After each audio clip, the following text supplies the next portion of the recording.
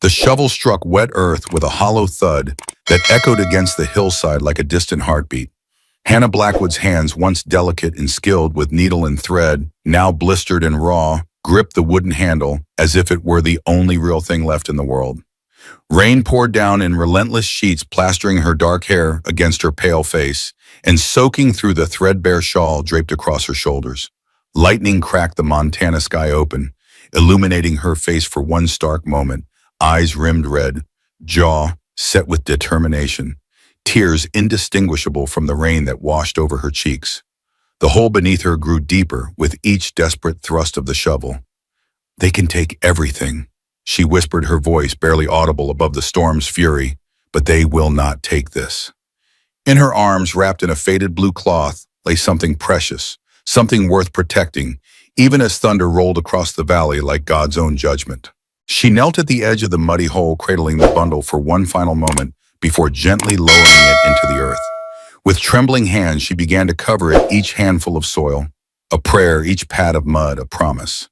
When the task was done, Hannah remained kneeling in the downpour, her face turned skyward as lightning split the heavens once more.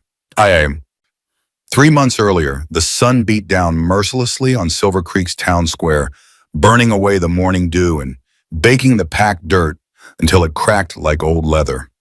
A crowd had gathered, their Sunday best looking oddly formal against the rugged backdrop of a frontier town barely 20 years old. They stood in a half circle, faces, grim eyes averted, or staring with the detached curiosity of those witnessing something terrible yet somehow deserved. At the center of their attention stood Hannah Blackwood, her blue dress once sewn for happier occasions, now wrinkled and stained with the dust of the journey from the Blackwood Ranch. Her wrists were bound with rough rope that bit into her skin. She did not struggle against the bindings. What use would it be? The judgment had already been passed. Ezra Blackwood stood before her, Bible clutched in one hand, the other gesturing emphatically as his voice boomed across the square. At 45, he carried himself with the rigid authority of a man who believed God spoke directly to him and no one else. His beard was neatly trimmed, his clothes immaculate, despite the dust that coated everything in Silver Creek. "Every tree that does not bear good fruit is cut down and thrown into the fire," he proclaimed, index finger jabbing at the sky for emphasis. Matthew 7:19 speaks God's truth to us today. Hannah kept her eyes fixed on a point just beyond Ezra's shoulder, refusing to give him the satisfaction of seeing her fear. She had cried all her tears in private long before this public humiliation. 5 times, Ezra continued, turning to address the crowd. 5 times the Lord blessed the union of my brother Samuel and this woman. 5 times he gave them the miracle of new life. And 5 times this vessel proved unworthy. A murmur rippled through the onlookers. Some nodded in solemn agreement. Others shifted uncomfortably, boots scuffing against the hard-packed earth. And when my brother, God rest his soul, was taken from us, what did we discover? No heir, no son to carry the Blackwood name. Nothing but empty promises and a barren womb. Hannah flinched at the words, feeling them cut deeper than any blade could reach. Each syllable reopened wounds that had never fully healed. 5 tiny graves dug over 7 years of marriage. 5 little souls who had slipped away before drawing their first breath. Near the edge of the gathering, Sheriff Thomas Hayes stood with his hat in his hands, his weathered face a mask of conflicted duty. Beside him, Mr. Elijah Whitmore, the town's preacher, watched with downcast eyes, his Bible clutched to his chest like a shield. "This is just a public humbling," Hayes had told Hannah earlier, unable to meet her gaze. "It'll keep the peace." Peace, what a strange word for what was happening. On the opposite side of the square, an elderly woman leaned heavily on a gnarled walking stick. Martha Simmons had lived in Silver Creek since before it had a name, her 70 years etching deep lines into her face and a quiet wisdom into her eyes. She watched the proceedings with thinly veiled disgust, shaking her head slightly. "What are we becoming?" she whispered, though no one stood close enough to hear. Ezra's voice rose to a crescendo. "The law of our fathers is clear. A woman who cannot fulfill her God-given purpose has no claim to the Blackwood land or name." With a nod from Ezra, 2 men approached Hannah, taking her by the arms and leading her toward the old oak that stood at the edge of the square. From one of its lower branches hung a rope fashioned into a crude noose. The crowd grew eerily silent. Hannah felt her heart hammering against her ribs as the men positioned her beneath the branch. This wasn't a hanging not to death, at least. It was a ritual humiliation designed to brand her as worthless in the eyes of everyone who witnessed it. "Lord," Ezra intoned, raising his hand skyward, "let this woman feel the weight of her failure that she might repent and find mercy in the life to come." The noose was slipped over Hannah's head, the rough hemp scratching against her neck. One of the men adjusted it, avoiding her eyes as he did so. Hannah closed her eyes, and in that darkness, memories flooded through her like a river breaking its banks. Samuel's laugh as he lifted her off the ground on their wedding day, spinning her until her ivory dress billowed like a cloud. The warm, hopeful swell of her belly, the first time the joy in Samuel's eyes as he laid his hand upon it, whispering prayers of thanks each night. The cramping pain, the rush of blood, the doctor's somber face. "I'm sorry, Mrs. Blackwood. These things happen." Samuel bringing her tea brewed from herbs his brother had prepared to help you carry to term next time. 4 more times hope, 4 more times devastation, and then the cattle stampede Samuel's body brought home broken beyond recognition, and Ezra's cold voice at the funeral. God punishes those who fail his purposes. The rope tightened, not enough to break her neck, but enough to lift her until only her toes touched the ground. Enough to restrict her breath to shallow gasps. Enough to make the message clear to every man, woman, and child watching: this is the price of failure. Hannah opened her eyes not toward the crowd or the heaven Ezra claimed to represent, but directly at her brother-in-law. There was no hatred in her gaze, only a profound disappointment that seemed to penetrate the very air between them. Ezra faltered for just a moment, something flickering across his face, doubt perhaps, or recognition of something he didn't want to see. "Let this be a lesson," he recovered, turning to the crowd. "Let all remember the judgment that falls upon those who cannot fulfill their sacred duties." They left her hanging for 20 minutes, long enough for her neck to bruise, for her lungs to burn, for humiliation to seep into her bones like poison. When they finally cut her down, Hannah crumpled to the ground, gasping for air. No one moved to help her. No hand reached out in comfort or solidarity. "Ezra Blackwood," Sheriff Hayes finally spoke, stepping forward, "the law's been satisfied. The deed to the property will be contested in court, as is proper." Ezra gave a curt nod. "Until then, she is cast out from our family in this town." He turned his back on Hannah, addressing the crowd once more. "Go about your business. God's will has been done here today." The gathered townsfolk began to disperse, some lingering to watch as Hannah struggled to her feet. She stood swaying slightly, one hand touching the angry red welt forming around her neck. Only Martha Simmons moved toward her, extending a small flask. "Drink," she said quietly. "It will ease the pain." Hannah took a small sip, the liquid burning a path down her raw throat. She handed the flask back with a nod of thanks. "This town has a short memory for kindness and a long one for cruelty," Martha murmured. "Walk north until you reach Miller's Creek. There are good people beyond if you have the strength to find them." With those cryptic words, even Martha turned away, perhaps unwilling to defy Ezra's edict. Too openly, Hannah Blackwood walked out of Silver Creek with nothing but the clothes on her back and the weight of public shame pressing down upon her shoulders. Each step was agony, her throat burning, her vision blurring with unshed tears.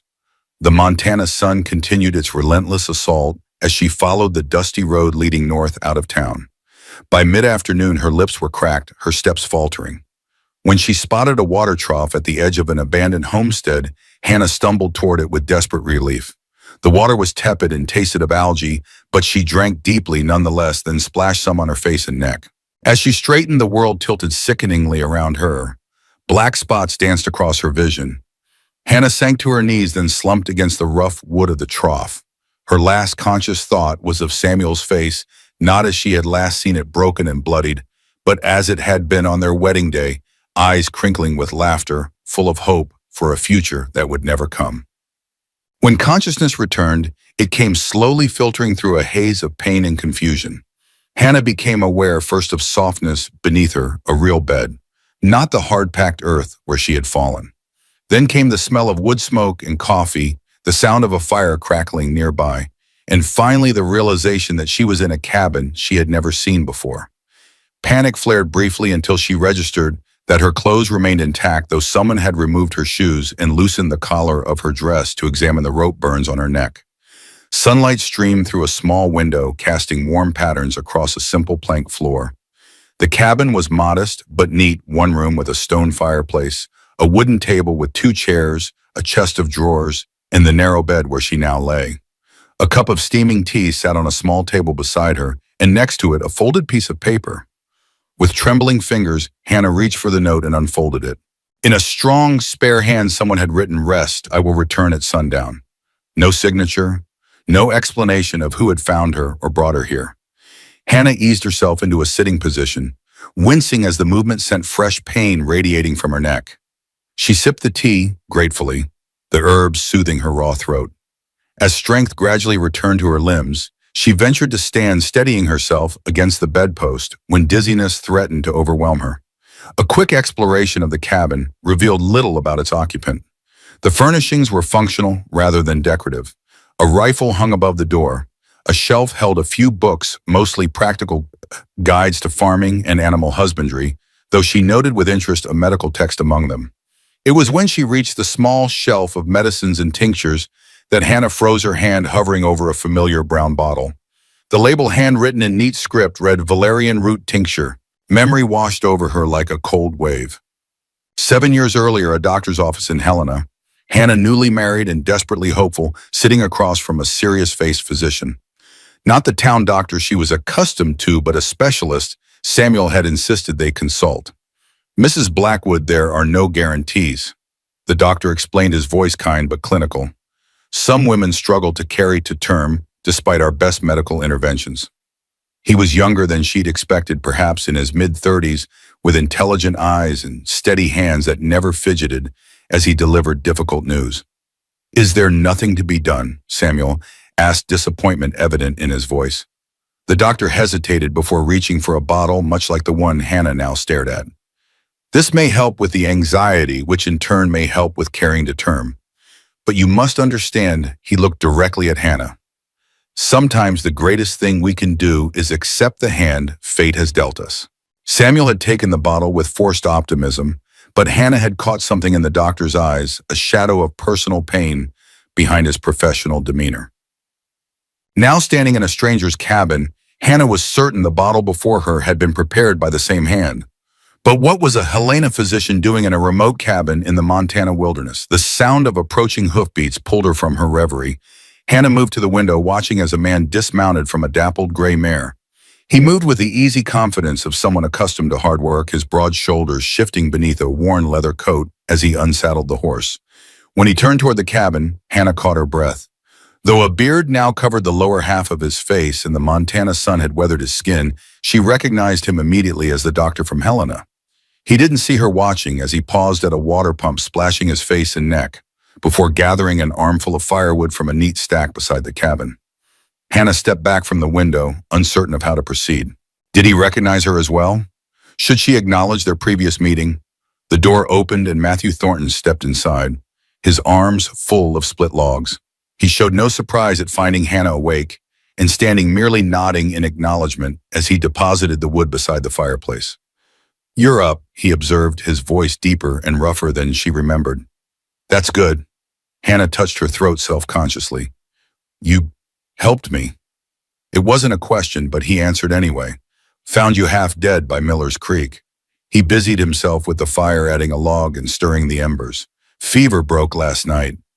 Hannah realized with a start that she must have been unconscious longer than she'd thought. "How long was I?" "2 days." Matthew straightened, finally turning to face her fully. "You needed the rest." Hannah searched his face for any sign that he remembered her from that consultation room years ago, but his expression remained unreadable, his eyes revealing nothing beyond a clinical assessment of her condition. "Thank you," she said simply. Matthew shrugged, as if pulling a stranger from the brink of death was a routine occurrence. "Tea help your throat." Hannah nodded. "Good, and there's stew on the stove if you're hungry." He moved around the cabin with practiced efficiency, ladling thick stew into a bowl and placing it on the table with a chunk of bread beside it. His movements reminded Hannah of her father, economical, precise, without wasted effort. "Please," he gestured to the chair. Hannah sat, suddenly aware of the hollow ache of hunger in her stomach. She ate slowly, mindful of her tender throat, while Matthew busied himself with small tasks around the cabin. He didn't ask questions, didn't inquire about the rope burns that clearly told their own story, didn't press her for explanations or details. The silence between them should have been uncomfortable, but instead Hannah found it oddly peaceful. For the first time in years, she sat in a room with another person who expected nothing from her, not children, not justifications, not apologies for what her body could or couldn't do. When she had finished eating, Matthew took the bowl without comment and placed it in a basin of water. Then he turned, leaning against the rough-hewn counter, and finally spoke again. "You can stay until you're healed up proper," he said. "Spare bed's yours if you want it." Hannah hesitated, weighing her limited options. She had nowhere to go, no family to turn to, and barely $1 to her name. Pride warred briefly with practicality before surrendering to the reality of her situation. "I'd be grateful," she replied. "I can work, cook, clean, mend. I won't be a burden." Something that might have been amusement flickered in Matthew's eyes. Not worried about that. He glanced out the window where the sun had begun its descent behind the mountains. "Need to check the livestock. Rest if you need it." With that, he was gone, the door closing softly behind him. Hannah moved to the window, watching as he crossed the small clearing to a modest barn. Sunlight streamed through the trees, casting long shadows across the ground and illuminating motes of dust that danced in the golden light. For the first time in days, perhaps years, Hannah Blackwood took a deep breath that wasn't tinged with fear or grief. Her throat ached, her future remained uncertain, but in this moment, watching the sun's rays filter through pine branches, while a stranger tended his animals, she felt something she had almost forgotten: peace. Days passed with a rhythm as regular as the sun's arc across the Montana sky. Matthew rose before dawn, stoked the fire, and left a pot of coffee warming on the stove before heading out to tend his livestock, 3 horses, a milk cow, and a small flock of chickens. Hannah would wake to the smell of coffee and the sound of him chopping wood or mending fences outside. They shared breakfast in companionable silence, sourdough biscuits. She baked the eggs from the hens, sometimes salt pork or venison. Matthew would nod his appreciation, but offer few words beyond practical matters. Rain coming later, or fence needs fixing on the north side. Hannah found herself settling into the routine with surprising ease. The rope burns on her neck faded from angry red to purple, then yellow each day, marking her body's determination to heal despite everything. On the 4th morning, Hannah ventured to the small vegetable garden behind the cabin and spent the morning weeding between rows of carrots and beans. The physical labor felt good, purposeful, and grounding. She lost herself in the simple task, the feel of soil between her fingers, connecting her to something essential that Ezra and his public shaming couldn't touch. She was so absorbed that she didn't hear Matthew approach until his shadow fell across the garden patch. He stood watching her work, his expression thoughtful. "You know plants," he observed. Hannah sat back on her heels, wiping a strand of hair from her face with the back of her wrist. "My mother taught me. She could make anything grow, even in the worst soil." Matthew nodded and for the first time since her arrival offered more than practical conversation. "My mother was the same. Said plants were just like people, give them what they need, not what you think they should want, and they'll thrive." The observation, simple as it was, opened a small window into the man who had saved her. Hannah found herself smiling slightly. Wise woman. She was. A shadow passed over his face and Hannah sensed a story there, but Matthew moved on before she could respond. "Though you might like to help with the horses today, if you're feeling up to it." It was an offering, not just a task, but a chance to step further into the daily life of the homestead. "I'd like that," Hannah replied. At the small corral beside the barn, Matthew introduced her to his 3 horses, Briar, a chestnut gelding with a white blaze, Willow, a dappled gray mare, and Storm, a black stallion, who watched them with intelligent wariness. "They're beautiful," Hannah murmured, letting Willow sniff her palm before gently stroking the mare's velvety nose. "They're workers," Matthew corrected, though the gentle way he patted Briar's neck belied his practical tone. "But good company." He showed Hannah how to brush them properly, how to check hooves for stones or injury, how to recognize the subtle signs of discomfort that might indicate a more serious problem. His hands were sure and confident, his voice taking on a different quality when he explained things more like the doctor he had once been than the solitary rancher he had become. "You train them yourself?" Hannah asked as Storm finally allowed her to stroke his neck, the stallion's initial suspicion giving way to cautious acceptance of her outcome. Matthew nodded, watching her with Storm. Don't train so much as convince them, he said. Takes less force, more patience. He paused, then added, reckon people aren't so different. Hannah glanced at him, surprised by the observation. Some might be beyond convincing, she said quietly, thinking of Ezra and his righteous certainty. Maybe. Matthew's eyes met hers briefly. Or maybe they just need more time. The exchange brief, as it was, felt significant, the first real conversation they had shared beyond the practical necessities of daily life. That evening, Hannah found a loaf of day-old bread in the pantry and decided to make bread pudding, a simple comfort food her grandmother had taught her to prepare.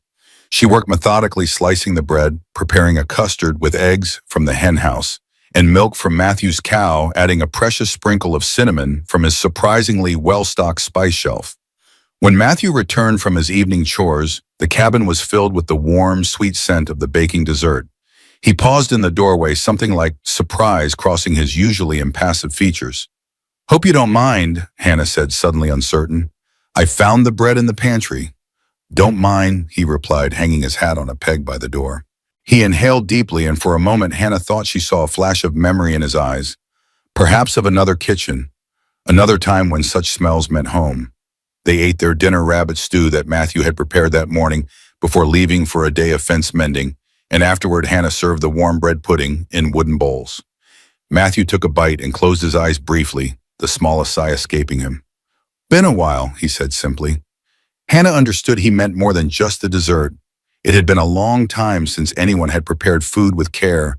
In this cabin, a long time since small comforts had been part of his daily existence. My grandmother made this whenever one of us was sick or sad. Hannah said, the words coming unbidden. She said sweetness was God's way of reminding us that bitterness doesn't last forever. Matthew looked at her for a long moment, then nodded once, as if accepting not just her words but the small offering of personal history behind them. Later, as Hannah prepared for sleep in the small alcove Matthew had arranged for her privacy, she realized that this was the first day since the hanging, that she hadn't thought about Ezra or Silver Creek, hadn't relived the humiliation or wondered what would become of her. Instead, her mind had been filled with horses and gardens, bread pudding, and the quiet presence of a man who asked for nothing but offered exactly what she needed: space to heal.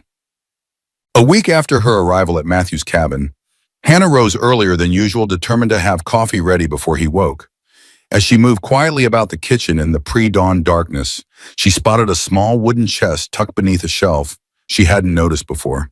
Curiosity got the better of her, and she knelt to examine it. The chest was simple but beautifully crafted, its lid adorned with carved wildflowers. It wasn't locked, and before she could reconsider, Hannah lifted the lid. Inside lay a baby's blanket, soft blue wool, with cream-colored edging, carefully folded. Beneath it, a small silver rattle and a pair of tiny hand-knitted booties. Hannah's breath caught in her throat. These weren't just any baby items, they had been treasured, preserved with care.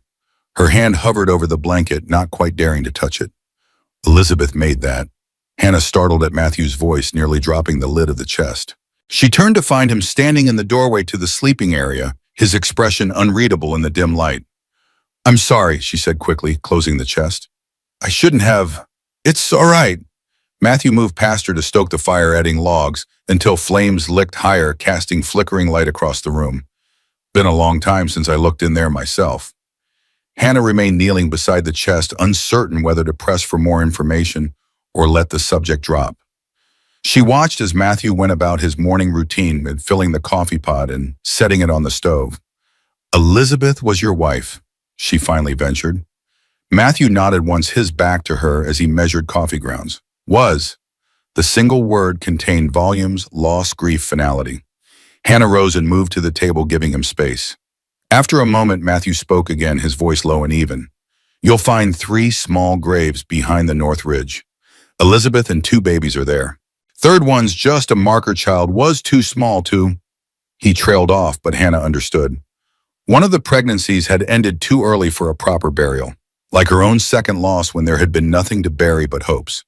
I'm sorry, she said simply. Matthew turned to face her, coffee forgotten.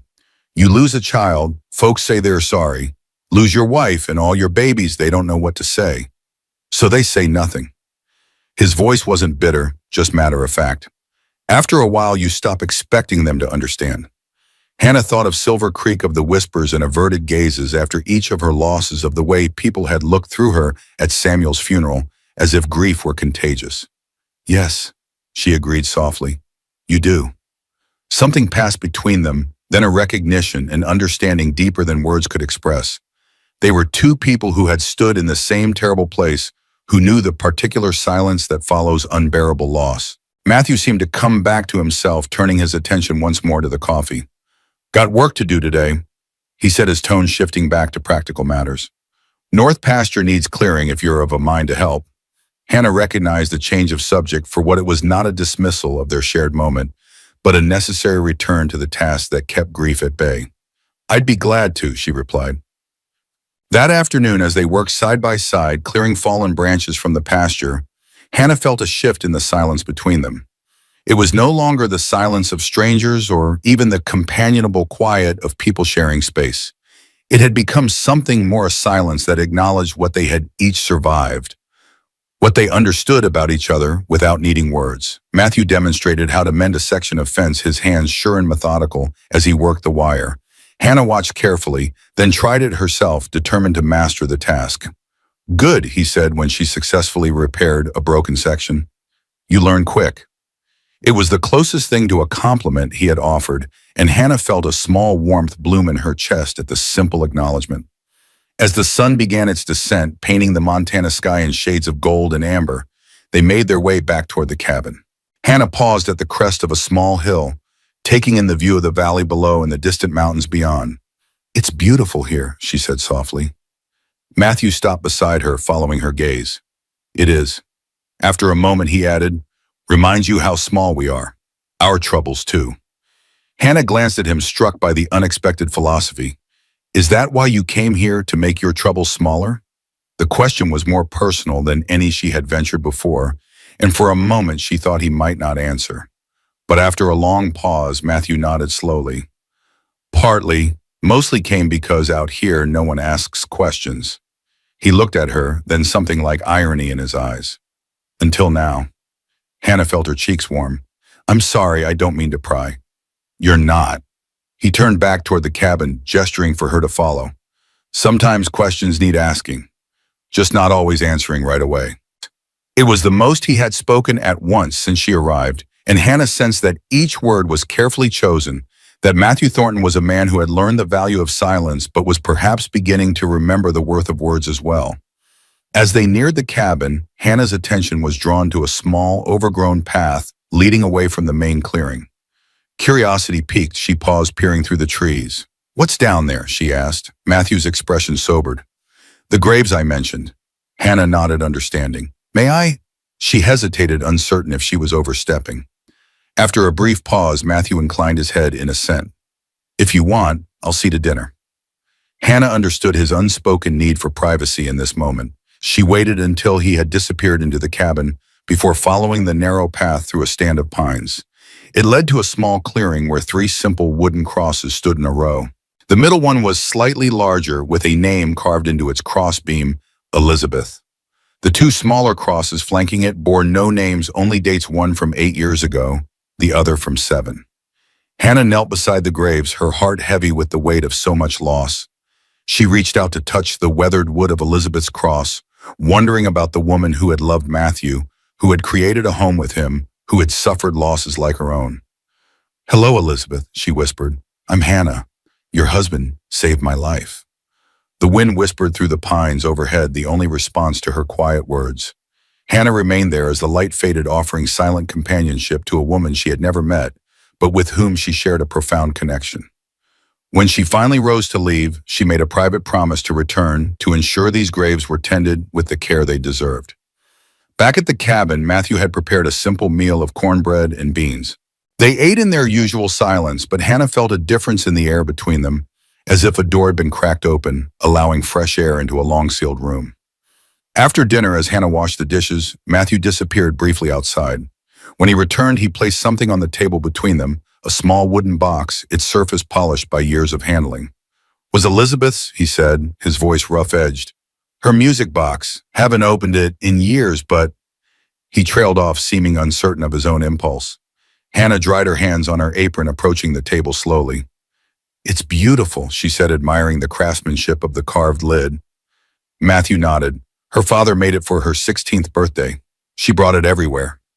His fingers traced the outline of a rose carved into the wood. Said it reminded her of home when times were hard. With gentle reverence, Hannah lifted the lid. The delicate notes of a lullaby filled the cabin, sweet and clear, despite the years of silence.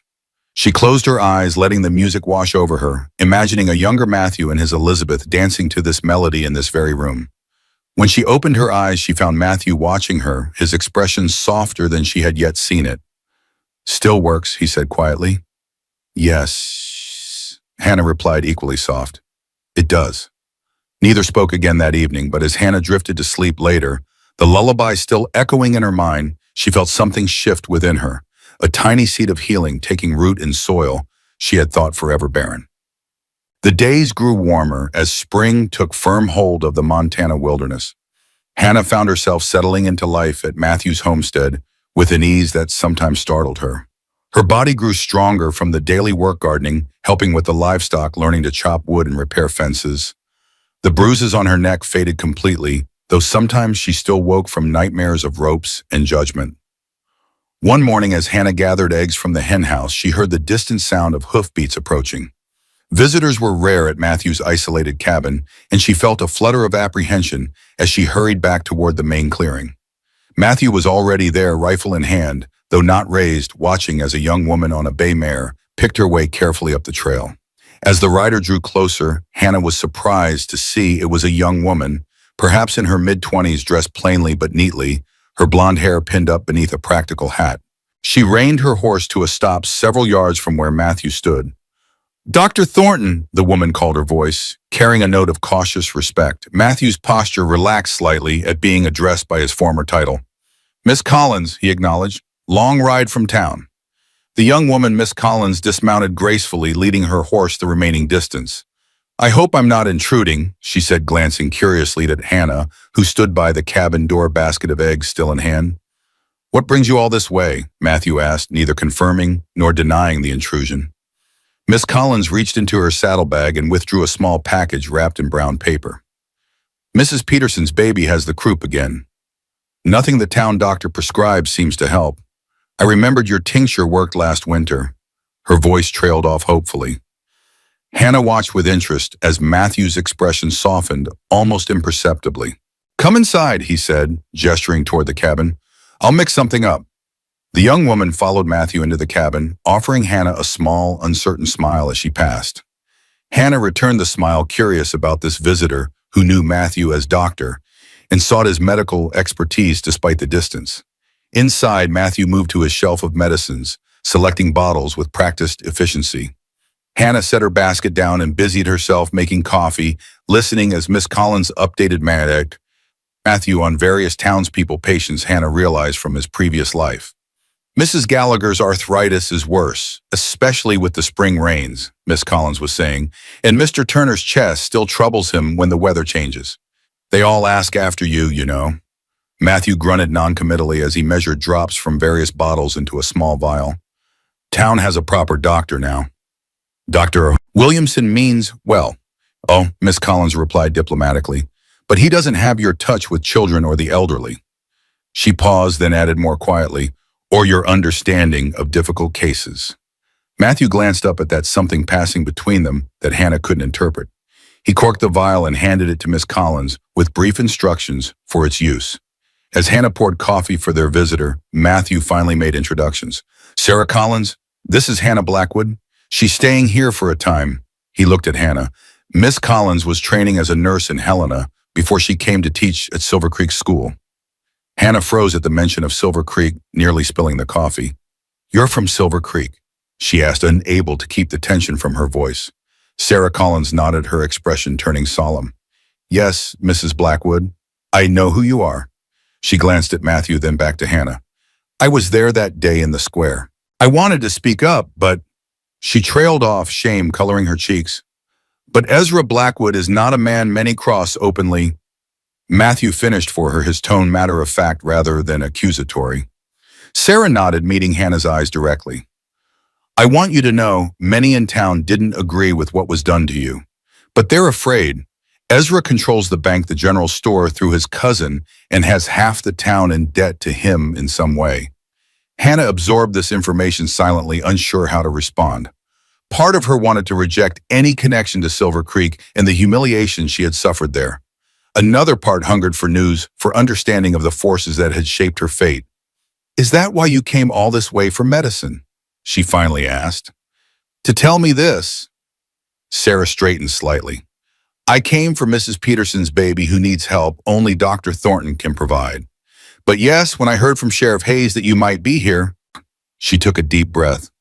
I wanted you to know you're not alone. Not everyone believes Ezra's version of justice. Sheriff Hayes sent you, Matthew asked sharply. Sarah shook her head. He only mentioned he'd heard a rumor you might have taken in Mrs. Blackwood after what happened. He's concerned about her welfare. She turned back to Hannah. He feels responsible for not stopping it, though I don't know what he could have done against Ezra and his supporters. Hannah sank into a chair, the weight of the past she had been trying to forget suddenly pressing down upon her. Again, what does it matter now? She asked quietly. I can never go back there. Perhaps not to stay, Sarah agreed, but there are legal matters your husband's will, the land that rightfully belongs to you. Sheriff Hayes says Ezra is filing papers to claim it all, using your public humiliation as evidence you forfeited your rights. Matthew set his coffee down with more force than necessary, using a mockery of justice to commit theft. Sarah nodded grimly. Ezra claims the Blackwood land must pass to a male heir, and since Samuel left none, she trailed off apologetically. Hannah felt a cold fury building within her, not the hot, impotent rage of her hanging day, but something sharper, more focused. He arranged that whole spectacle just to take the land. The land, the cattle, the Blackwood name, and all it stands for in the territory, Sarah confirmed.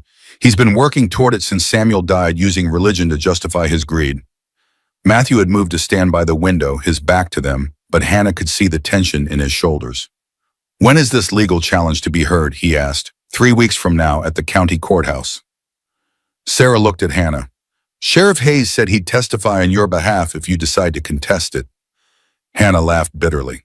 What would I say that Ezra's cruelty should count against him? The law favors men in these matters, as we all know too well.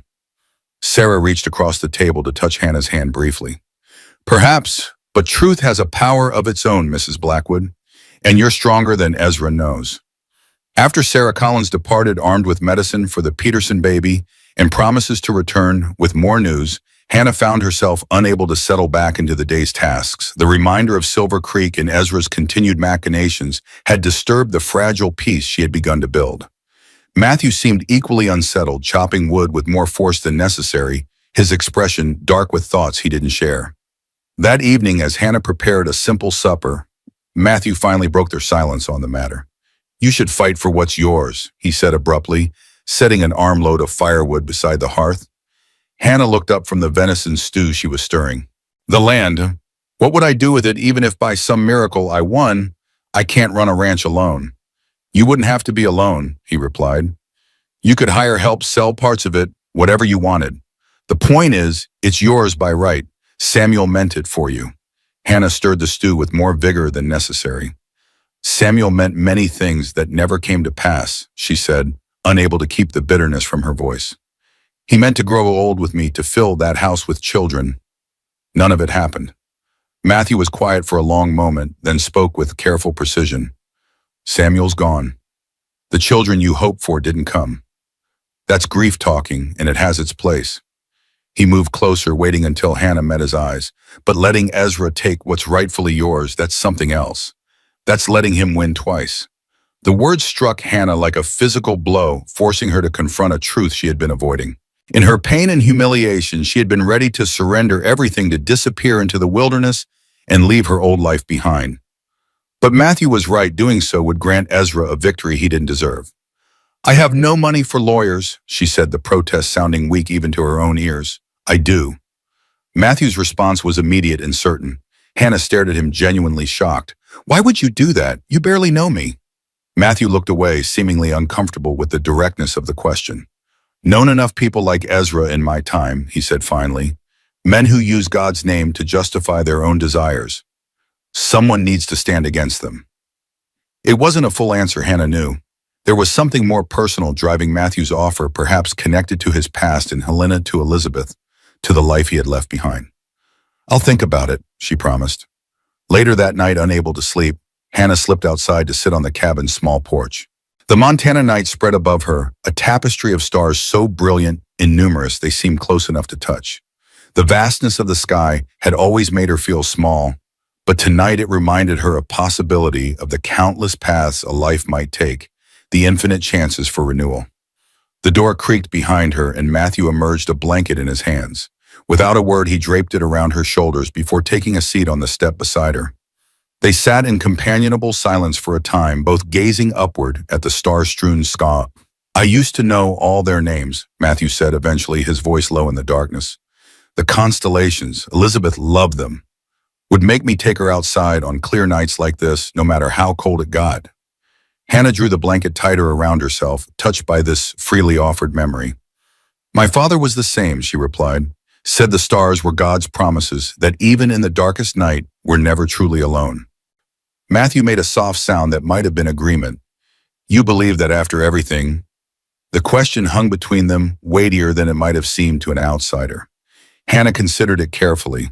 I believe, she began, then paused, searching for words that felt true. I believe there's something larger than us, larger than Ezra's God of judgment and punishment. I have to believe that, or none of it makes sense. Not the children I lost, not Samuel's death, not any of it. Matthew nodded slowly.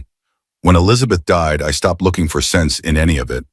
His voice was rough-edged but steady. Figured if there was a buck, he'd made his position clear enough. Hannah turned to study his profile in the starlight. And now? For a long moment, Matthew didn't answer. Then so quietly she almost missed it. Now I'm not so sure. The admission felt monumental coming from this taciturn man, an acknowledgement that something had shifted within him, that perhaps the healing Hannah had begun to feel had touched him as well. I'll fight for the land, Hannah decided, the words coming with sudden clarity, not because I need it or even want it particularly, but because it's right. Matthew turned to look at her, then his expression softened by shadows and starlight. Good, he said simply.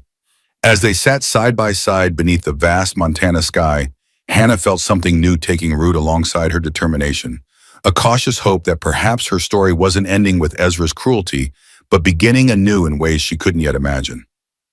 The following Sunday, church bells rang out across Silver Creek, their sound carrying far beyond the town limits. In the general store, Martha Simmons paused in her shopping to cock her head, listening. Seems louder than usual, she commented to no one in particular. Behind the counter, Amos Garrett nodded. Ezra had a new bell installed.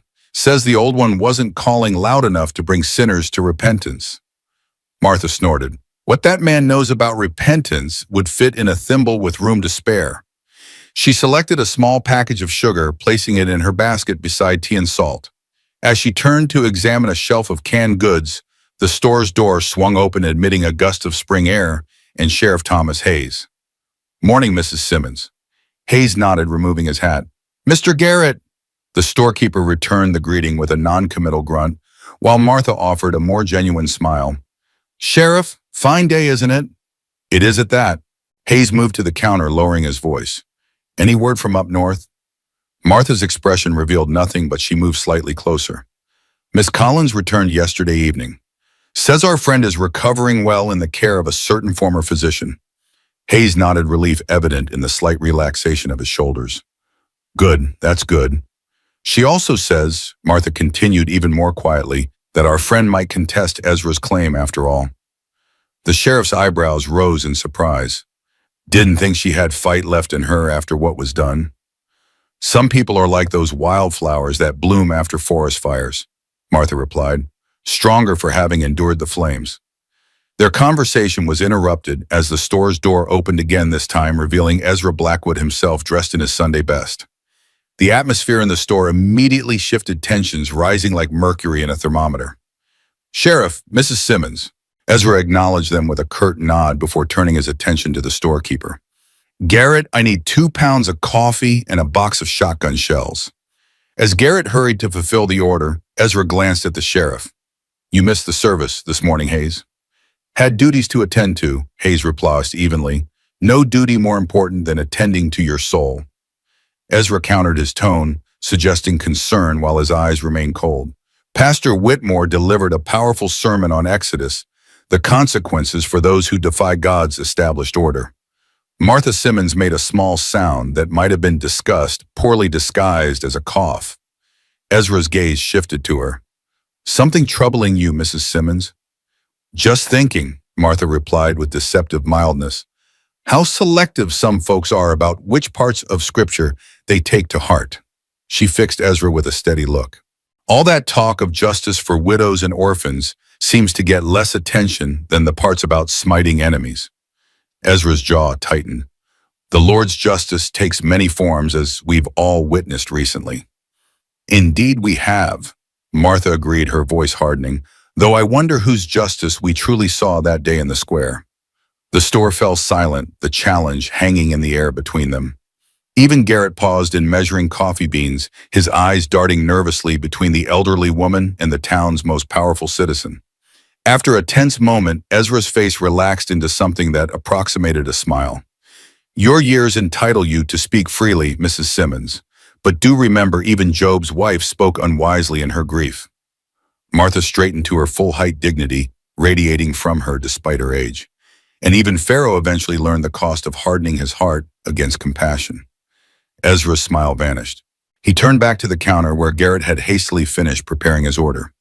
Put it on my account, he instructed, gathering the items. Before leaving, he paused beside Sheriff Hayes. I understand you've been making inquiries about my sister-in-law's whereabouts, he said, voice pitched for Hayes's ears alone. A waste of your time, Sheriff. The matter of the Blackwood estate will be settled by law in 3 weeks' time, regardless of where she's hiding. Hayes met Ezra's gaze steadily. Just doing my duty to ensure the safety of all citizens in my jurisdiction. Your duty, Ezra replied, emphasizing the word, is to uphold the law, not interpret it. With that parting shot, he exited the store, letting the door slam behind him. A collective breath seemed to release once he was gone. Martha Simmons completed her purchases with brisk efficiency, but as she prepared to leave, Sheriff Hayes touched her elbow gently. A moment of your time, Mrs. Simmons, perhaps you'd allow me to escort you home. Understanding the request for what it was, a chance to speak privately, Martha nodded. Most kind of you, Sheriff. Outside, the spring sunshine had drawn many of Silver Creek's residents onto the main street following the church service. Hayes offered Martha his arm, which she accepted with a gracious nod, and they began a leisurely walk toward her small house at the edge of town. You shouldn't bait Ezra so openly, Hayes said once they were beyond easy earshot of others. He doesn't forget those who oppose him. Martha waved dismissively with her free hand. What can he do to me? I'm 70 years old, own my house outright, and have buried everyone I ever loved. There's precious little left for a man like Ezra Blackwood to take from me. Hayes shook his head, admiration mixing with exasperation. Nevertheless, we need to be careful. If Hannah is truly planning to contest the will, then we need to gather evidence, Martha finished for him. I've been thinking on that. Do you recall 6 years back when Hannah lost her second baby? Hayes frowned, considering. Vaguely, there was talk of a difficult pregnancy. More than difficult, Martha corrected. Hannah was doing well until about the 5th month. Then suddenly, terrible sickness, bleeding. Her voice lowered. I was helping the midwife. Hannah kept saying something wasn't right, that the medicine Samuel brought home from Ezra's didn't smell the same as before. Hayes stopped walking, turning to face Martha directly. Are you suggesting Ezra tampered with her medicine? Martha met his gaze squarely. I'm suggesting that a man willing to publicly humiliate his brother's widow to gain her property might have been willing to do worse to ensure she never produced the heir that would have secured her claim to the Blackwood land. The sheriff's expression darkened as he considered the implication. That's a serious accusation, Mrs. Simmons. Do you have any proof? Nothing that would stand in court, she admitted. But I've lived long enough to recognize the pattern of a snake in the grass. She squeezed Hayes's arm gently. You knew Samuel since boyhood. Was he truly the devoted brother Ezra portrays in his Sunday sermons? Hayes's gaze turned distant, remembering. Samuel idolized Ezra when they were boys, followed him everywhere, tried to please him in everything. But as a man, he shook his head slowly. The last year before he died, something changed. Samuel would come to town alone when he could avoided bringing Ezra into conversations. And Hannah, Martha prompted. How was she with Samuel near the end? Devoted, Hayes replied without hesitation. But afraid, I think, not of Samuel, but of something. She jumped at small noises, watched over her shoulder. His brow furrowed as connections began forming. I assumed it was just worry over the failed pregnancies, but now… Martha nodded. Now we must wonder what else was happening in that house, and whether Hannah might know more than she said. They had reached Martha's modest home, a well-kept cottage, with a small garden out front. The elderly woman released the sheriff's arm and turned to face him fully. Fine proof, Thomas, she said, using his given name for the first time in their long acquaintance. If not for Hannah's sake, then for Samuel's. He was a good man caught between a controlling brother and a wife he couldn't protect. He deserves better than to have his legacy stolen by the likes of Ezra. Hayes nodded solemnly. I'll do what I can, Mrs. Simmons, but tread carefully. Ezra has eyes and ears throughout the town. Martha's smile was thin but determined. Let him watch and listen. I've nothing to hide, which is more than Ezra Blackwood can say, I'll wager. As Sheriff Hayes departed, Martha Simmons stood on her porch, gazing toward the distant hills, where somewhere Hannah Blackwood was beginning to rebuild a life shattered by cruelty and loss. The old woman's lips moved in what might have been a prayer, not to the vengeful deity of Ezra's sermons, but to an older, more merciful power that watched over those who had suffered unjustly. Stand firm, child, she whispered to the wind. Your story isn't finished yet. The days following Sarah Collins's visit brought subtle changes to life at Matthew's cabin. Hannah found herself thinking more often of Silver Creek, of the Blackwood Ranch, where she had spent 7 years of her life, of the legal battle that loomed on the horizon. These thoughts mingled with her growing comfort in her new surroundings, creating a strange duality. She was both moving forward and looking back, healing and preparing for a fresh confrontation. Matthew, too, seemed different. He spoke more frequently, offering not just practical instructions, but occasional observations or even memories. One evening, as they sat on the porch watching a spectacular sunset paint the western sky in shades of orange and purple, he surprised Hannah by speaking of his life before coming to this isolated homestead. Had a practice in Helena for 8 years, he said, his voice reflective.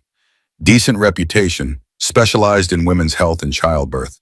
He glanced at Hannah. That's how I remembered you when you first woke up here. Couldn't place it right away. But I knew I'd seen you before. Hannah turned to him, startled. You did recognize me then, from the consultation with Samuel. Matthew nodded. Eventually.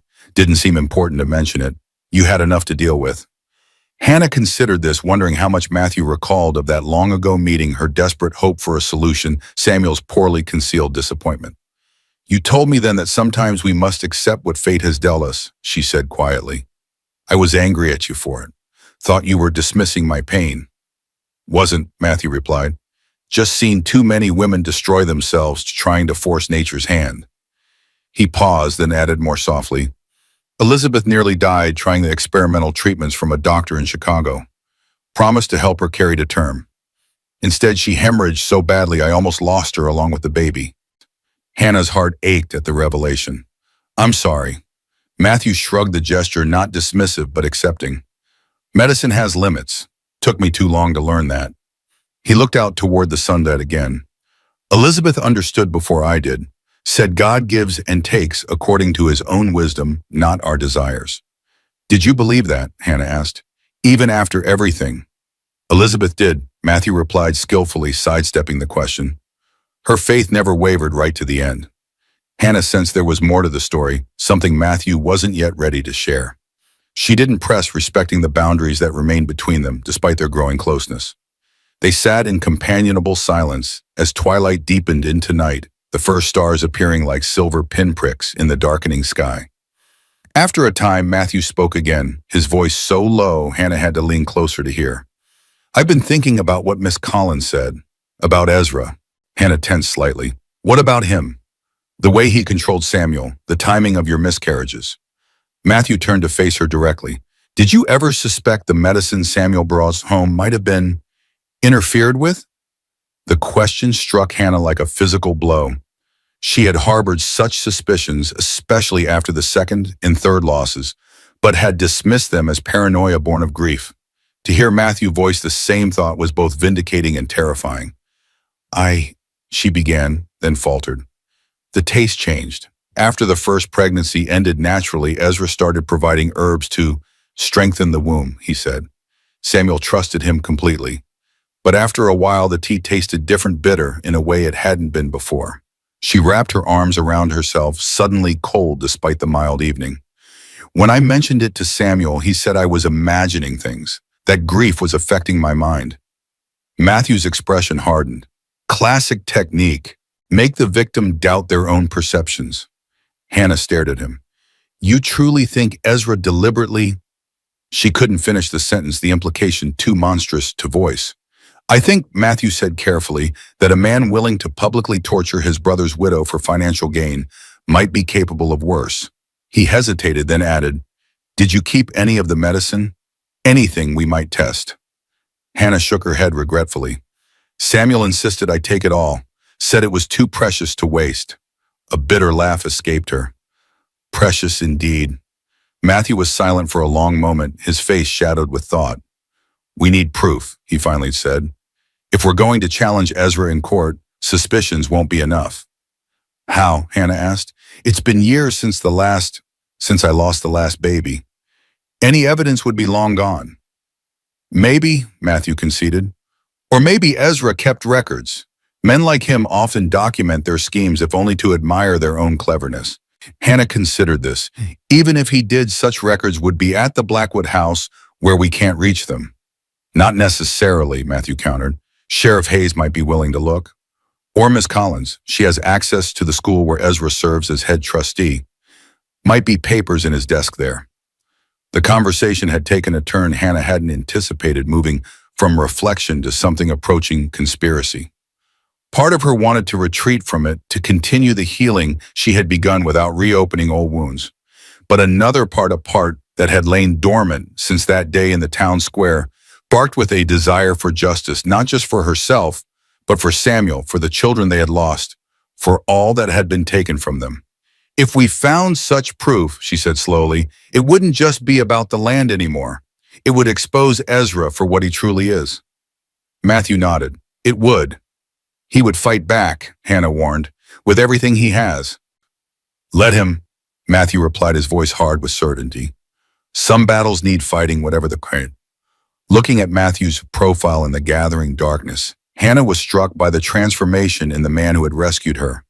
The quiet, solitary rancher had become an ally in what might prove to be the most difficult confrontation of her life. More than that, he had become something she had thought never to find again after Samuel's death, a friend, a confidant, perhaps something more that neither was yet ready to name. Thank you, she said simply. Matthew turned to her, his expression softening. For what? For believing me, for helping me fight when I thought I had nothing left to fight for. His hand moved across the space between them, hesitating before covering hers where it rested on the porch step. The touch was brief but solid, an anchor in the uncertainty that stretched before them. You have more strength than you know, Hannah Blackwood, he said quietly. Always did. As they sat together beneath the star-filled Montana sky, Hannah felt something unfamiliar but not unwelcome unfurling within her. Not just determination or resolve, but a fragile, tender hope that perhaps her story was not one of endless loss after all, but of unexpected renewal.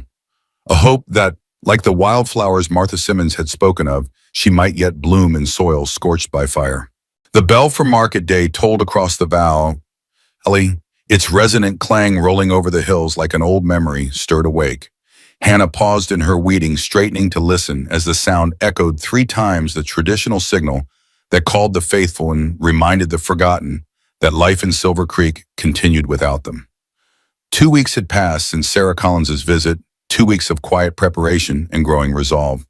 The hearing for the Blackwood estate was now just days away, and Hannah could no longer avoid what she knew must come, a return to the town that had cast her out, a confrontation with the man who had orchestrated her humiliation. From the barn, Matthew emerged leading Willow, the dappled gray mare already saddled. He had known somehow that today would be the day.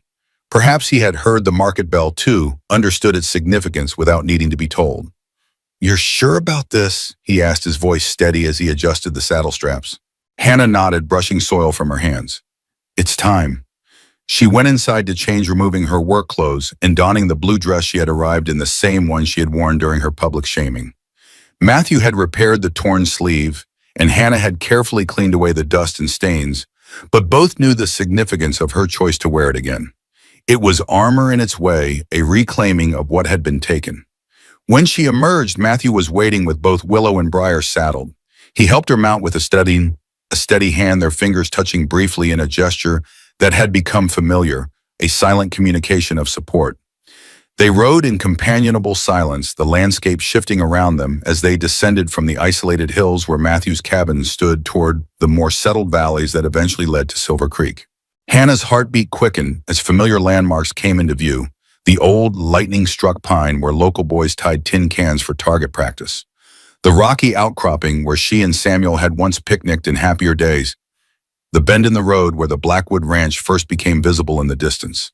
She reined Willow to a stop at that bend, gazing across the valley to where the sprawling ranch house stood white-painted and imposing against the backdrop of rolling grassland.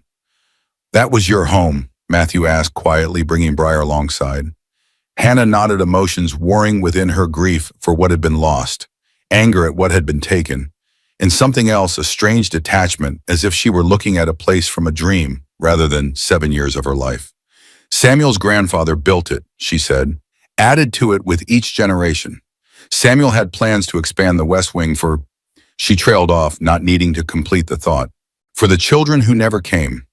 Matthew didn't offer platitudes or empty comfort, just the steady presence that had become her anchor in the weeks since he'd found her half dead by the water trough.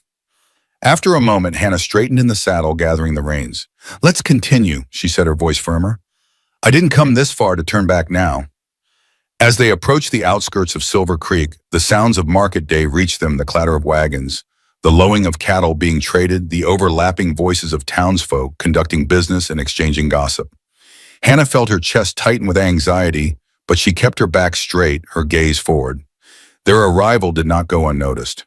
As they rode down the main street, conversations faltered, heads turned, and a ripple of recognition spread through the crowd. Some looked away quickly, shame or discomfort evident in their averted gazes. Others stared openly, curiosity or judgment in their eyes. Matthew rode slightly ahead, his posture protective without being overbearing. Hannah followed, holding her head high despite the whispers that trailed in her wake. They tied their horses at the hitching post outside the general store. Before entering, and Matthew turned to Hannah, his eyes searching her face. "You don't have to do this today," he said quietly. "We can come back another time." Hannah appreciated the offer but shook her head. "If I'm to face Ezra in court, I need to face this town now on my terms." She straightened her shoulders. "Besides, we need supplies, and I won't hide in the hills like I've done something wrong." A ghost of a smile touched Matthew's lips. Pride, Hannah realized with a small start. He was proud of her courage. The bell above the store's door jingled as they entered, announcing their arrival to those inside. Amos Garrett looked up from behind the counter, his eyes widening in recognition before his gaze skittered away uncomfortably. Two women examining bolts of fabric turned to stare, one leaning to whisper urgently in the other's ear. Hannah felt the weight of their judgment like a physical pressure, but forced herself to move forward, focusing on the task at hand. Matthew stayed close, his presence a bulwark against the silent scrutiny. They gathered what they needed methodically: flour, coffee, salt, a few other necessities. As Matthew selected ammunition for his rifle, Hannah found herself before a small display of peppermint oil. She had always loved the scent, had used it to ease headaches and settle her stomach during pregnancies. Her fingers hovered over the small bottle, hesitating. "You should get it," a familiar voice said from behind her. Hannah turned to find Martha Simmons watching her, the elderly woman's sharp eyes missing nothing. "Mrs. Simmons," Hannah acknowledged, surprised by the friendly overture.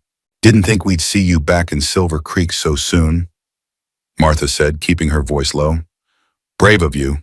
Hannah's hand fell away from the peppermint oil. "Necessary, not brave." Martha's mouth curved in a knowing smile.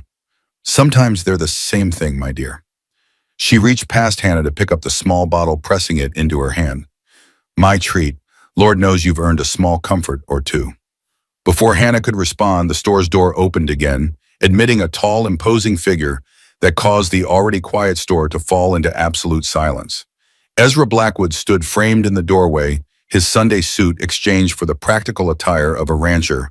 Though even these clothes were of finer quality than most in Silver Creek could afford, his beard was neatly trimmed, his hat new, his boots polished to a gleam that spoke of prosperity and care.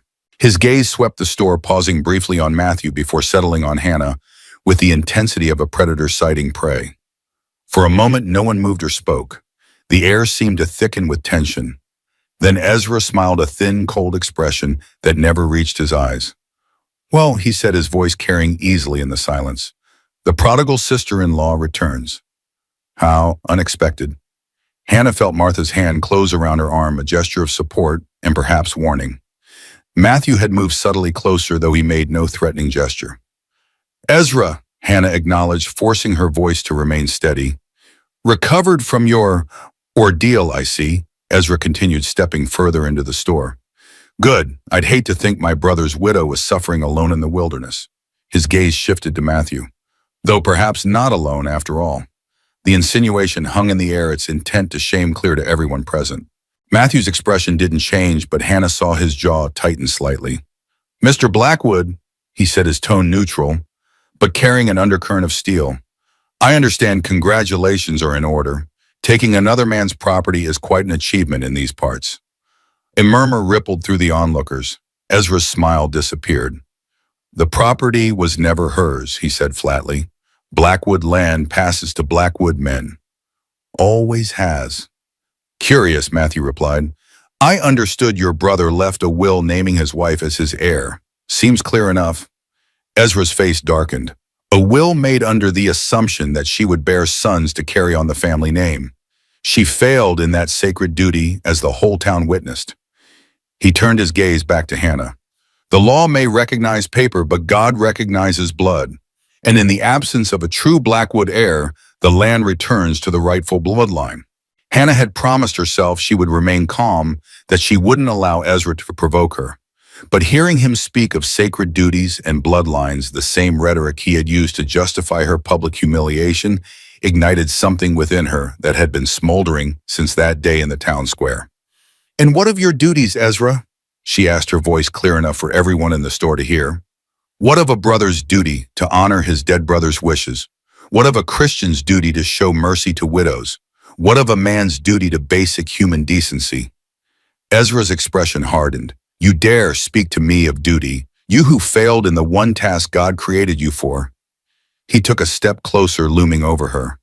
"You should be grateful I allowed you to keep your life, let alone presume to lecture me on duty." "Allowed her to keep her wife," Matthew echoed, his voice dangerously quiet. "You speak as if you're God himself deciding who lives or dies." Ezra turned his cold gaze to Matthew. "And you, Dr. Thornton, presuming to judge me, I know why you left Helena. I know what you did." A subtle change came over Matthew's expression. Not fear exactly, but a tightening of wariness. Hannah glanced between the two men, sensing currents beneath the surface that she didn't fully understand. "That's enough," Martha Simmons interjected, stepping forward despite her age and diminutive stature. "This is a place of business, not a court of law or a church pulpit. Take your grievances elsewhere, all of you." For a moment it seemed Ezra might ignore her, might continue his confrontation despite the public setting. But then Sheriff Hayes appeared in the doorway, his expression grave. "Problem here?" he asked mildly, though his hand rested meaningfully on his holstered pistol. Ezra straightened, adjusting his coat with deliberate calm. "No problem, Sheriff. Just welcoming my sister-in-law back to town." His smile returned cold and calculating. "I look forward to seeing you at the hearing, Hannah. I'm sure the judge will be most interested in your current living arrangements." With that parting shot, he turned and left, brushing past Sheriff Hayes without acknowledgement. The tension in the store dissipated slightly with his departure, though Hannah could feel curious eyes still upon her. Matthew moved to the counter, placing their selected items before Amos Garrett with more force than necessary. "We'll take these," he said, his voice controlled but tight, "in the peppermint oil Mrs. Blackwood was looking at." As Garrett tallied their purchases, Sheriff Hayes approached, nodding respectfully to Hannah. "Mrs. Blackwood, good to see you recovered." Hannah studied the sheriff's face, searching for signs of the man who had stood by while she was publicly humiliated. What she found was complex regret, certainly, but also a quiet determination that hadn't been there before. "Sheriff," she acknowledged, "thank you for your intervention just now." Hayes shifted uncomfortably. "Least I could do." He glanced at Matthew, then back to Hannah. "Might I have a word with you both?" In private, Matthew paid for their purchases and they followed Hayes out of the store, conscious of the whispers that erupted in their wake. The sheriff led them to his office, a small building halfway down the main street, its front window emblazoned with Silver Creek Sheriff in fading gold letters. Inside, Hayes closed the door and gestured to the chairs opposite his desk. "Please sit." Hannah and Matthew exchanged a glance before complying. Hayes remained standing, moving to a small stove where a pot of coffee percolated. He poured 3 cups without asking, distributing them before finally taking his seat behind the desk. "I owe you an apology, Mrs. Blackwood," he began without preamble. "What happened in the town square? I should have stopped it. There was no legal basis for that kind of treatment, no matter what Ezra claimed about tradition or divine law." Hannah cupped her hands around the warm mug, studying the sheriff's face. "Why didn't you?" she asked quietly. Hayes sighed heavily, suddenly looking older than his 50 years. "Fear, partly. Ezra holds power in this town that goes beyond money or position. He knows things about people's secrets they'd rather keep hidden." He met her eyes directly. "And partly because I owed a debt to the Blackwood family. Samuel's father saved my life during the war. I've always felt obligated. Samuel would never have wanted that obligation repaid by allowing his wife to be tortured." Matthew observed, his voice hard. "No," Hayes agreed, looking ashamed. "He wouldn't have." He took a sip of his coffee, gathering his thoughts. "That's partly why I asked to speak with you.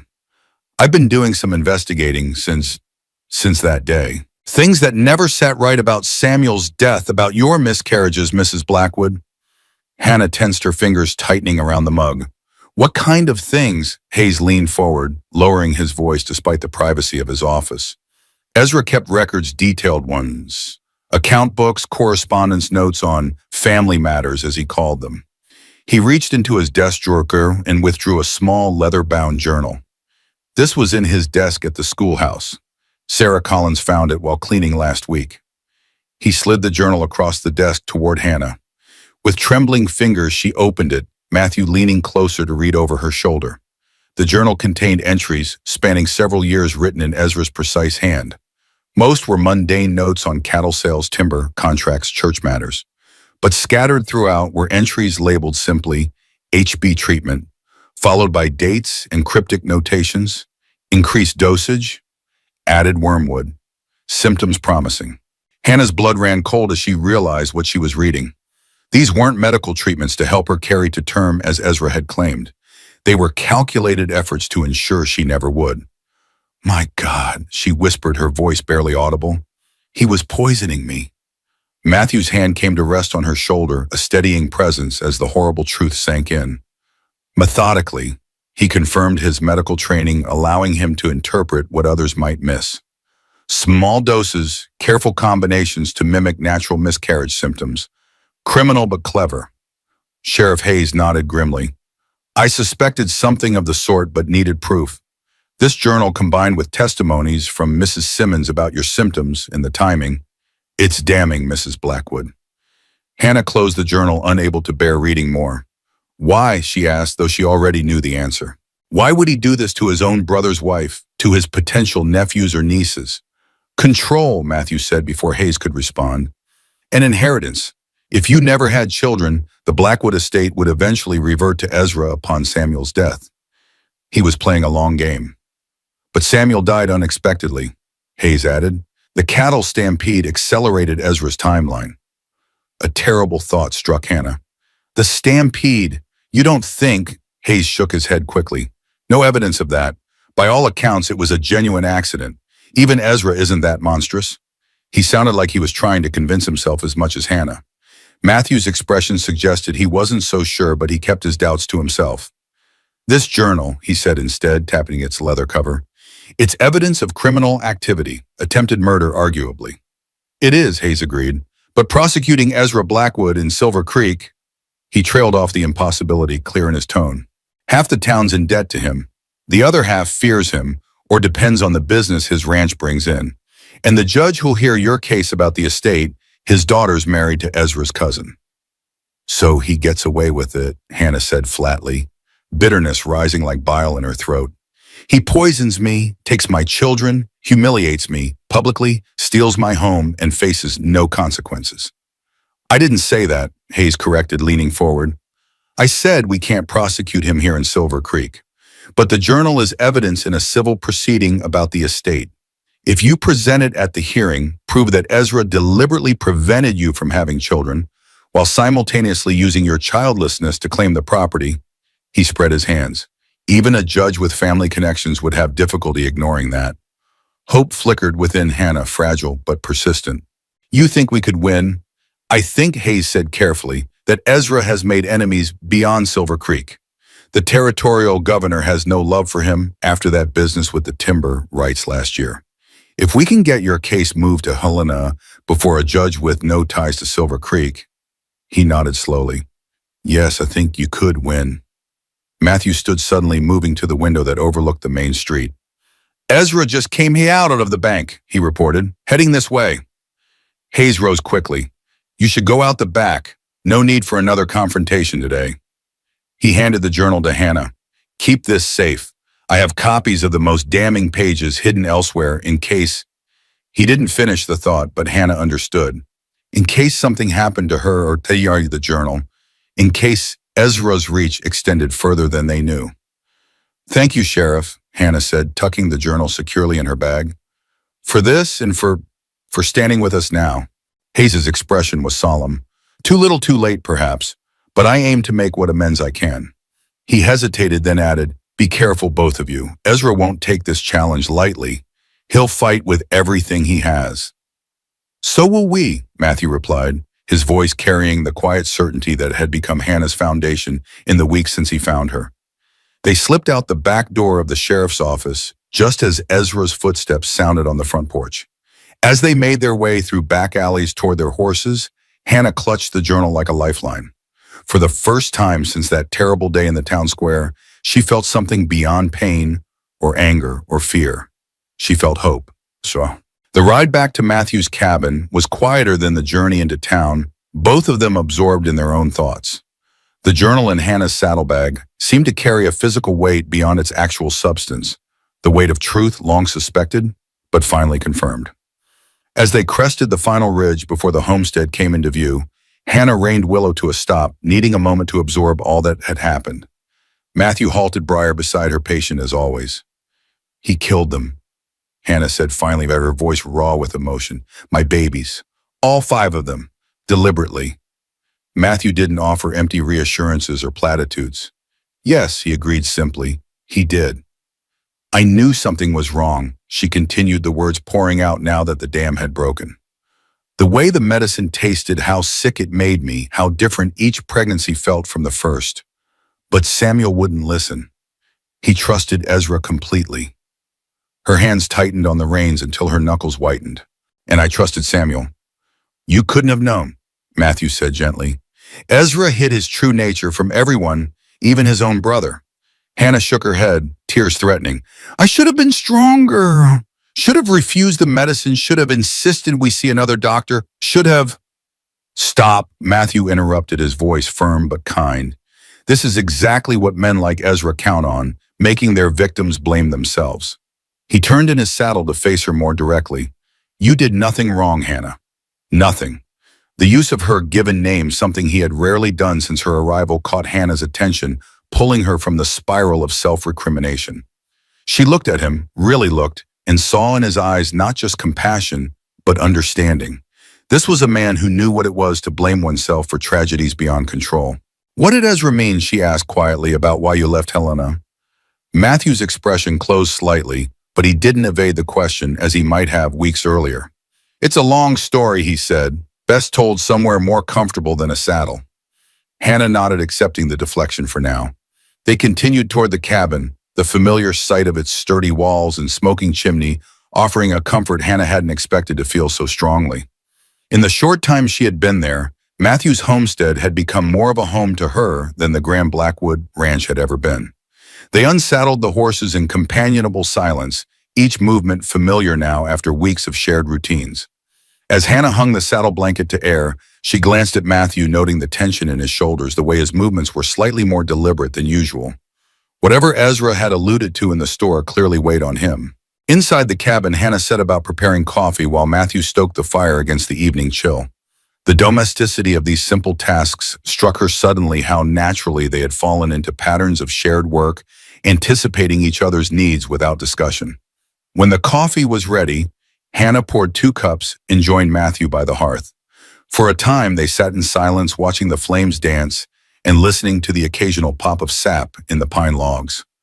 Elizabeth was sick for a long time before she died, Matthew said, finally, his voice low but steady. Not just from losing the babies.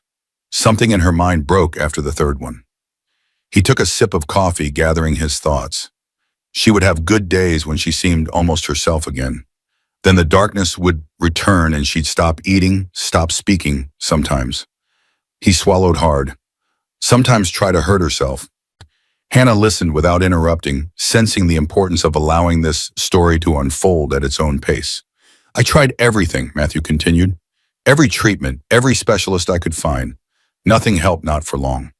His eyes remained fixed on the fire, seeing not the flames before him, but memories of another time. The last winter was the worst. She developed pneumonia. Between that and her refusal to eat, he shook his head. She was suffering, Hannah, not just in body but in spirit. She begged me on her lucid days to help her end it. Hannah's breath caught as the understanding dawned. I gave her enough laudanum to ease her pain. Matthew said, his voice barely audible. Enough to let her sleep without nightmares. Enough that when the pneumonia took her, she didn't fight for air or suffer at the end. He finally looked at Hannah, his eyes haunted but clear. I didn't kill her, but I didn't save her either. As a doctor, as a husband, I failed. Hannah set her coffee aside and reached for his hand, gripping it firmly. You showed mercy, she said with quiet conviction. That's not failure. Matthew's fingers tightened around hers. The medical board and Helena disagreed. There was an investigation, though no formal charges. But word spread, patients stopped coming, people whispered. Eventually I left. His mouth twisted in a humorless smile. Ezra must have heard the rumors. He collects people's secrets like ammunition. For what it's worth, Hannah said softly, I believe you did the right thing. The compassionate thing. Something in Matthew's expression eased slightly at her words, as if a burden carried too long had lightened, if only by a fraction. They sat hand in hand as the fire burned lower, the silence between them comfortable once more. Eventually Hannah spoke again. What do we do now? About Ezra, about the hearing. Matthew considered for a moment. We prepare. We gather what evidence we have, the journal, Mrs. Simmons's testimony, anyone else who might have seen or suspected something, and we present our case as strongly as possible. He squeezed her hand gently. It won't be easy. Ezra has influence connections. But we have the truth, Hannah said. We do. Matthew agreed. Whether that's enough remains to be seen. Later that night, after Matthew had retired to his room, Hannah sat alone by the dying embers of the fire, Ezra's journal open in her lap. She forced herself to read each entry methodically, cataloging the poisons he had used, the cold calculation with which he had destroyed her hopes for motherhood. Her hands strayed unconsciously to her flat stomach, remembering the brief joy of feeling life quicken within her, the devastating grief of each loss. Tears slipped silently down her cheeks, not just for the children who had never drawn breath, but for Samuel, who had gone to his grave, never knowing his brother's betrayal. Outside, a spring storm was brewing, wind rattling the shutters as dark clouds obscured the moon. Hannah closed the journal and moved to the window, watching as lightning flickered on the distant horizon. The storm matched her inner turmoil, the rage and grief that coexisted with her growing determination to see justice done. A floorboard creaked behind her, and she turned to find Matthew standing in the doorway of his room, concern evident in his expression. You should rest, he said. Tomorrow will be another long day. Hannah nodded but made no move toward her own sleeping area. I keep thinking about them, she admitted. The children, what they might have been like, who they might have become. Matthew crossed the room to stand beside her at the window, close enough that she could feel the warmth radiating from him, but not touching. "That's natural," he said. "I still do the same." "Does it ever get easier?" she asked, turning to face him. "Not easier," he replied honestly. "Different. The sharp edges of grief dull with time, but they never disappear completely." Hannah nodded, finding comfort in his honesty where platitudes would have rung hollow. "Thank you," she said, "for everything, for saving my life that day, for giving me a place to heal, for helping me fight for justice now." Matthew's gaze held hers, something shifting in the air between them. "You don't need to thank me, Hannah." "I know," she replied softly, "but I want to." The moment stretched between them, charged with unspoken feelings neither was quite ready to name. Then lightning flashed closer now, illuminating the cabin in stark white light, and the spell was broken. "Good night, Hannah," Matthew said, his voice rough with emotion. "Good night," she echoed, watching as he returned to his room, the door closing softly behind him. Hannah made her way to her own bed, the journal clutched to her chest like a shield. As thunder rumbled overhead and rain began to patter against the roof, she closed her eyes, finding that for the first time in longer than she could remember, her dreams were not of ropes or graves or loss, but of possibility. The following days passed in a flurry of preparation for the hearing. Sarah Collins visited twice more, bringing news from town and helping Hannah organize her testimony. Sheriff Hayes sent a deputy with additional documents. He had uncovered property records, showing how Ezra had systematically positioned himself to take control of the Blackwood estate long before Samuel's death. Matthew threw himself into the effort with the same quiet intensity he brought to all tasks, reviewing evidence, suggesting arguments, even writing to neighboring settlements to seek witnesses who might corroborate Hannah's account of her treatment at Ezra's hands. 3 days before the scheduled hearing, Hannah rose before dawn, unable to sleep, as anxiety about the coming confrontation gnawed at her. She slipped outside into the cool morning air, wrapping her shawl tightly around her shoulders as she made her way to the small clearing where Elizabeth and the children were buried. In the weeks since discovering the graves, Hannah had made a point of visiting regularly, clearing away weeds and eventually planting wildflowers around the simple wooden crosses. It was a small act of remembrance, a way of honoring the woman she had never met, but whose presence still filled the cabin in 100 subtle ways. She knelt beside the graves, touching the weathered wood of Elizabeth's cross gently. "I wish I had known you," she murmured. "I think we would have understood each other." The rising sun painted the eastern sky in shades of pink, and gold birds beginning their morning chorus in the surrounding trees. Hannah sat in peaceful contemplation, drawing strength from the quiet beauty of the moment. She didn't hear Matthew approach until he spoke. "She would have liked you." Hannah turned to find him standing at the edge of the clearing, 2 steaming cups in his hands. He crossed to where she knelt, offering one to her before settling beside her on the ground. "How can you be sure?" Hannah asked, accepting the coffee gratefully. "Elizabeth valued honesty above all else," Matthew replied, "and courage. She had no patience for pretense or self-pity." A small smile touched his lips. "She would have approved of how you were fighting back." Hannah sipped her coffee, considering his words. "I'm not always sure I have the strength for this fight," she admitted. "Sometimes I think it would be easier to just leave, start fresh somewhere far from Ezra and Silver Creek and all the painful memories." Matthew nodded, understanding in his eyes. "It would be easier," he agreed, "but would it bring you peace?" The question hung in the air between them, simple yet profound. Hannah gazed at the 3 small crosses, thinking of all they represented: lives cut short, dreams unfulfilled, yet also love that had endured beyond death, remembered in wildflowers and morning visits. "No," she said finally, "I don't think it would." They sat in companionable silence as the sun climbed higher, casting long shadows across the clearing. Birds flitted between branches overhead, and somewhere in the distance, a deer called to its mate. "When this is over," Matthew said eventually, "whatever the outcome, and you're welcome to stay here, if you want to." The offer, simply stated but carrying profound implications, caught Hannah by surprise. She looked at him, studying the strong profile that had become so dear to her in the weeks since her arrival. "Even if I win back the Blackwood estate?" she asked. Matthew met her gaze steadily. "Even then, especially then, it should be your choice, not something forced on you by circumstance."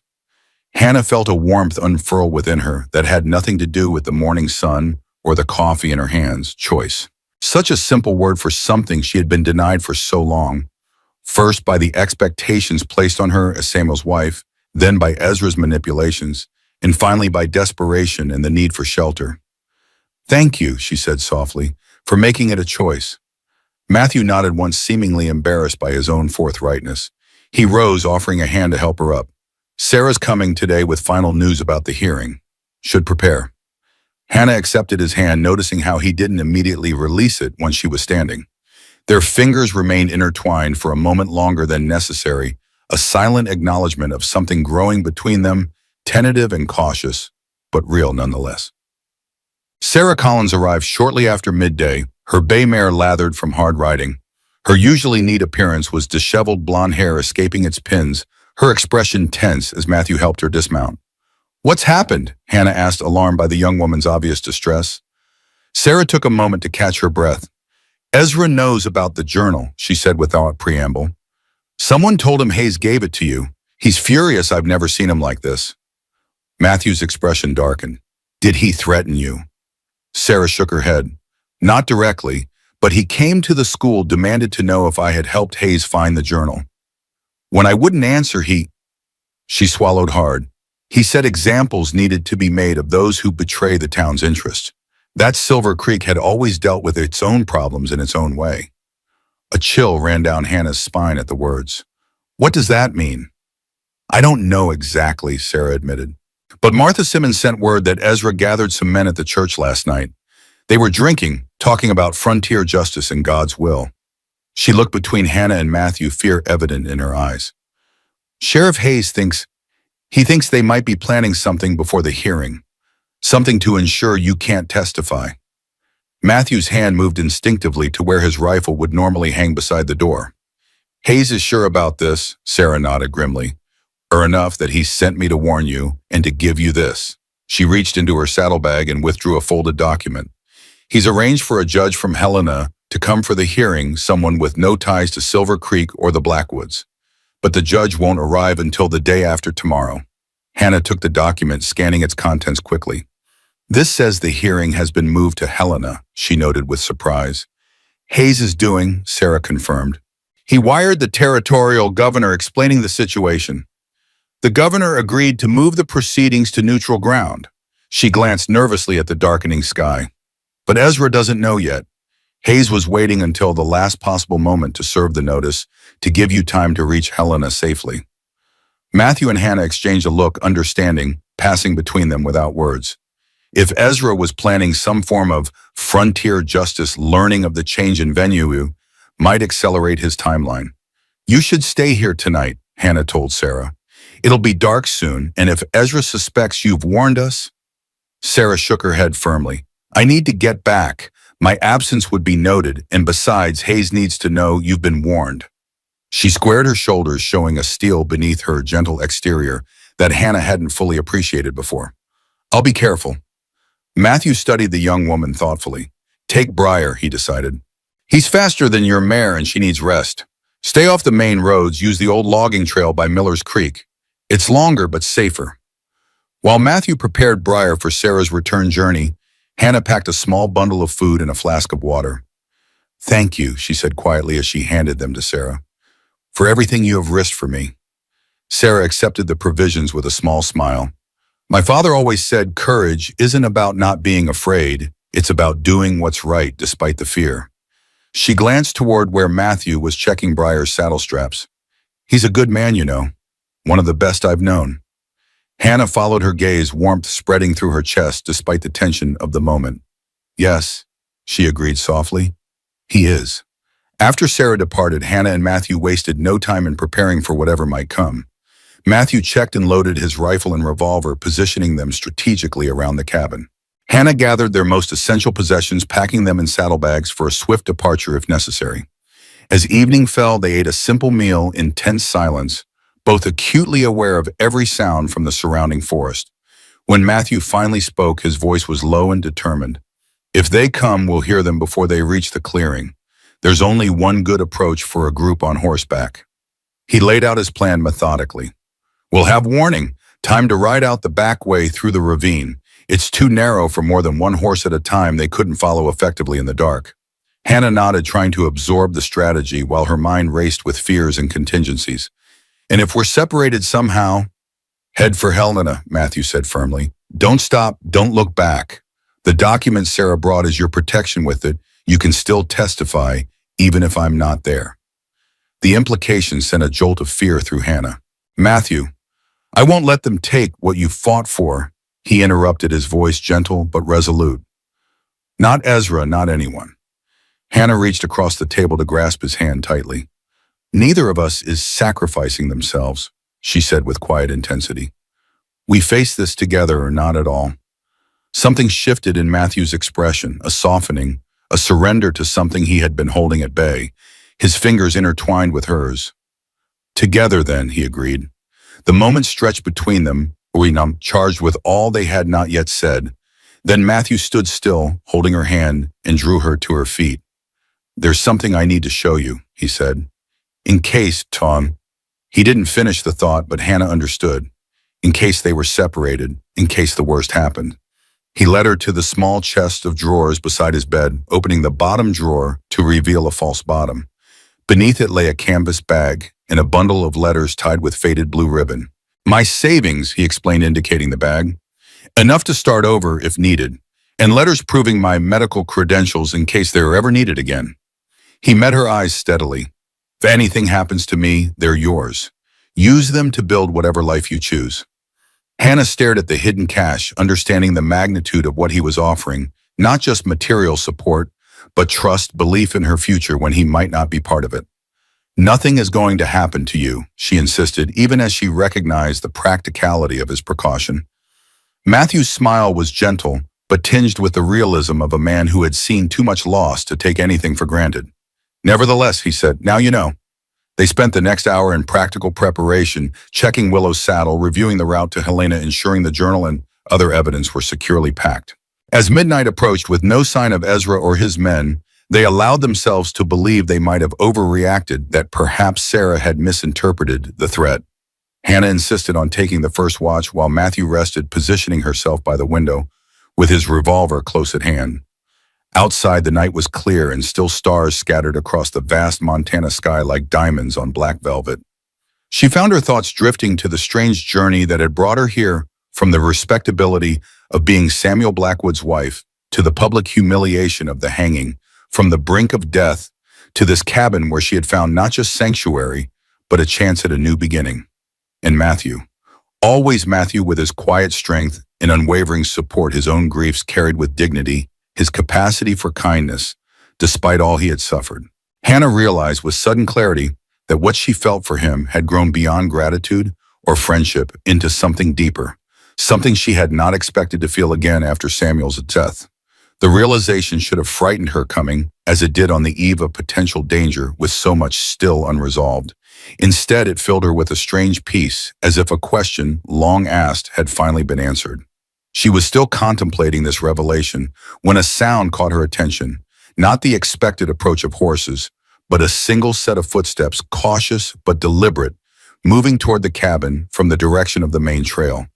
Hannah tensed, raising the revolver and moving away from the window to avoid being silhouetted against the dim light inside.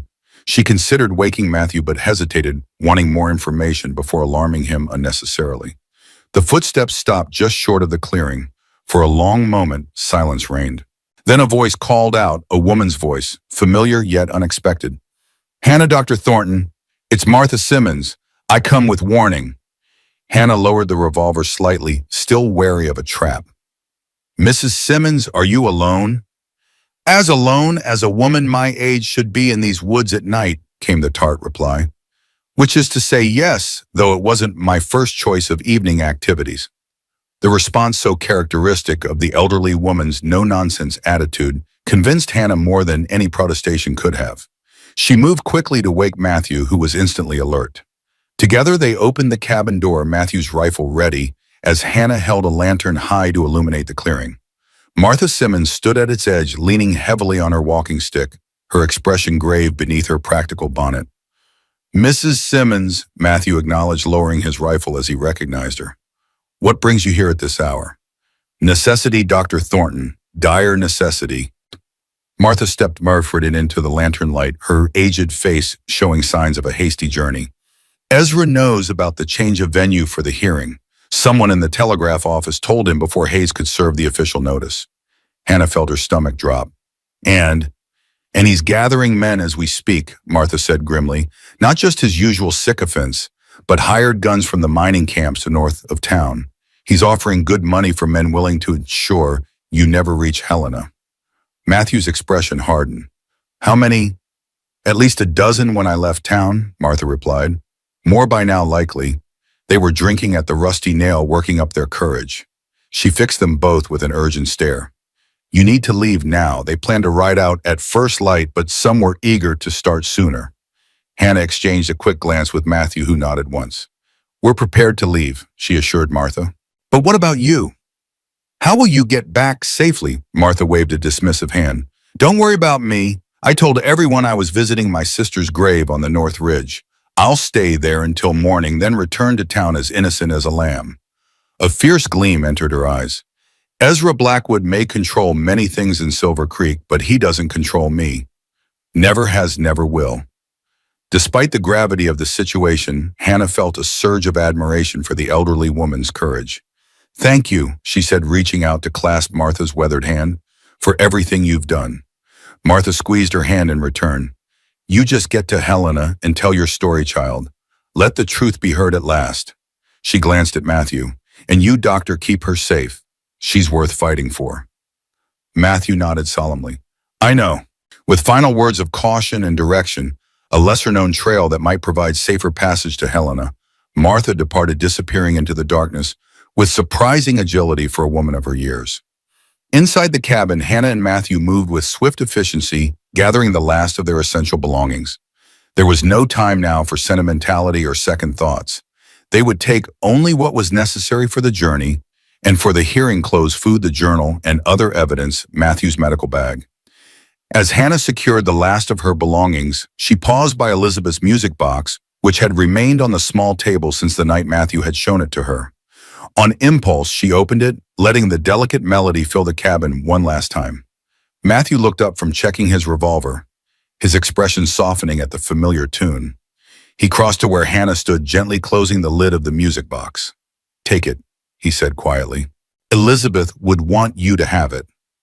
Hannah stared at him, understanding the significance of the gesture. Matthew, I couldn't. Please, he insisted. It should be with someone who appreciates it, someone who. He hesitated, searching for words. Someone who brings music back into a place that's been silent too long. Their eyes met, and held the moment charged with all they had not yet spoken aloud. Then Matthew leaned forward, his hand coming up to cup her cheek with infinite tenderness, and pressed his lips to hers in a kiss as gentle as it was profound. When they parted, Hannah felt breathless, as if something fundamental had shifted within her, within them both. Matthew. She whispered his name, a question and an answer all at once. I know, he said simply. Bad timing. A rueful smile touched his lips. Always seems to be with me. Hannah reached up to touch his face, tracing the line of his beard with gentle fingers. Or perhaps exactly the right timing, she countered softly. A reminder of what we're fighting for. Matthew turned his head to press a kiss to her palm, the gesture achingly tender. We should go, he said reluctantly, while we still have darkness for cover. Hannah nodded carefully, placing the music box in her bag before following Matthew outside to where Willow and Storm Matthew's black stallion stood saddled and ready. The night was clear and cold, stars brilliant overhead, the waning moon providing just enough light to see by without making them easy targets. As they mounted, Hannah cast one last look at the cabin that had become her sanctuary, her place of healing. Whatever happened in Helena, whatever the outcome of their confrontation with Ezra, she knew her life had been irrevocably changed by her time in this place, and by the man who now rode beside her into the uncertain darkness. They set off at a careful pace, mindful of the need for silence over speed, until they were well away from the homestead. The forest closed around them, the trail narrowing as they followed the route Martha had suggested, an old trapper's path that skirted the main road to Helena, while avoiding the more treacherous mountain passes. Behind them, the cabin stood empty and dark, the only sign of their departure, the still warm embers in the hearth and the faint scent of Elizabeth's music box lingering in the air. A melody paused but not forgotten, waiting to be played again in a future yet to be written. The night enfolded them like a cloak as they rode, the only sounds the soft thud of hooves on pine needle-covered earth and the occasional call of a nightbird. Matthew led the way, his familiarity with the wilderness evident in the confident manner with which he navigated the barely visible trail. They had been riding for perhaps 2 hours when the first distant rumble of thunder reached them. Hannah glanced up to see clouds gathering on the western horizon, obscuring the stars they had been using as guides. "Storm coming," Matthew observed, reining storm to a halt as he studied the sky. "Fast one by the look of it." Hannah pulled Willow alongside. "Will we reach Helena before it hits?" Matthew shook his head. "Not likely. We're still a good 12 hours from the city, even pushing hard." He scanned their surroundings, considering options. "There's an old line shack about 3 miles ahead. Trappers used it in winter. Might provide shelter until the worst passes." They continued on, the wind rising as they rode, carrying the scent of rain and ozone. The temperature dropped noticeably, and Hannah pulled her shawl tighter around her shoulders, grateful for the warm layers Matthew had insisted she wear. The line shack, when they reached it, was little more than a crude one-room structure built of rough-hewn logs. Years of neglect had left it sagging in places, but the roof appeared mostly intact, and the walls would provide welcome shelter from the approaching storm. Matthew dismounted, first rifle ready, as he approached the shack cautiously. After ensuring it was empty, he helped Hannah down from Willow, his hands lingering at her waist a moment longer than strictly necessary. "It's not much," he apologized as they led the horses into the small lean-to attached to the shack. "But it should keep us dry." Inside the cabin was dusty but sound. A small stone fireplace occupied one wall, a narrow cot the other. A rough-hewn table and single chair completed the sparse furnishings. While Matthew tended to the horses, Hannah busied herself clearing years of dust and pine needles from the interior. By the time he returned, she had laid a small fire in the hearth using kindling left by previous occupants. "Found these in the lean-to," Matthew said, holding up several candles and a tin of matches.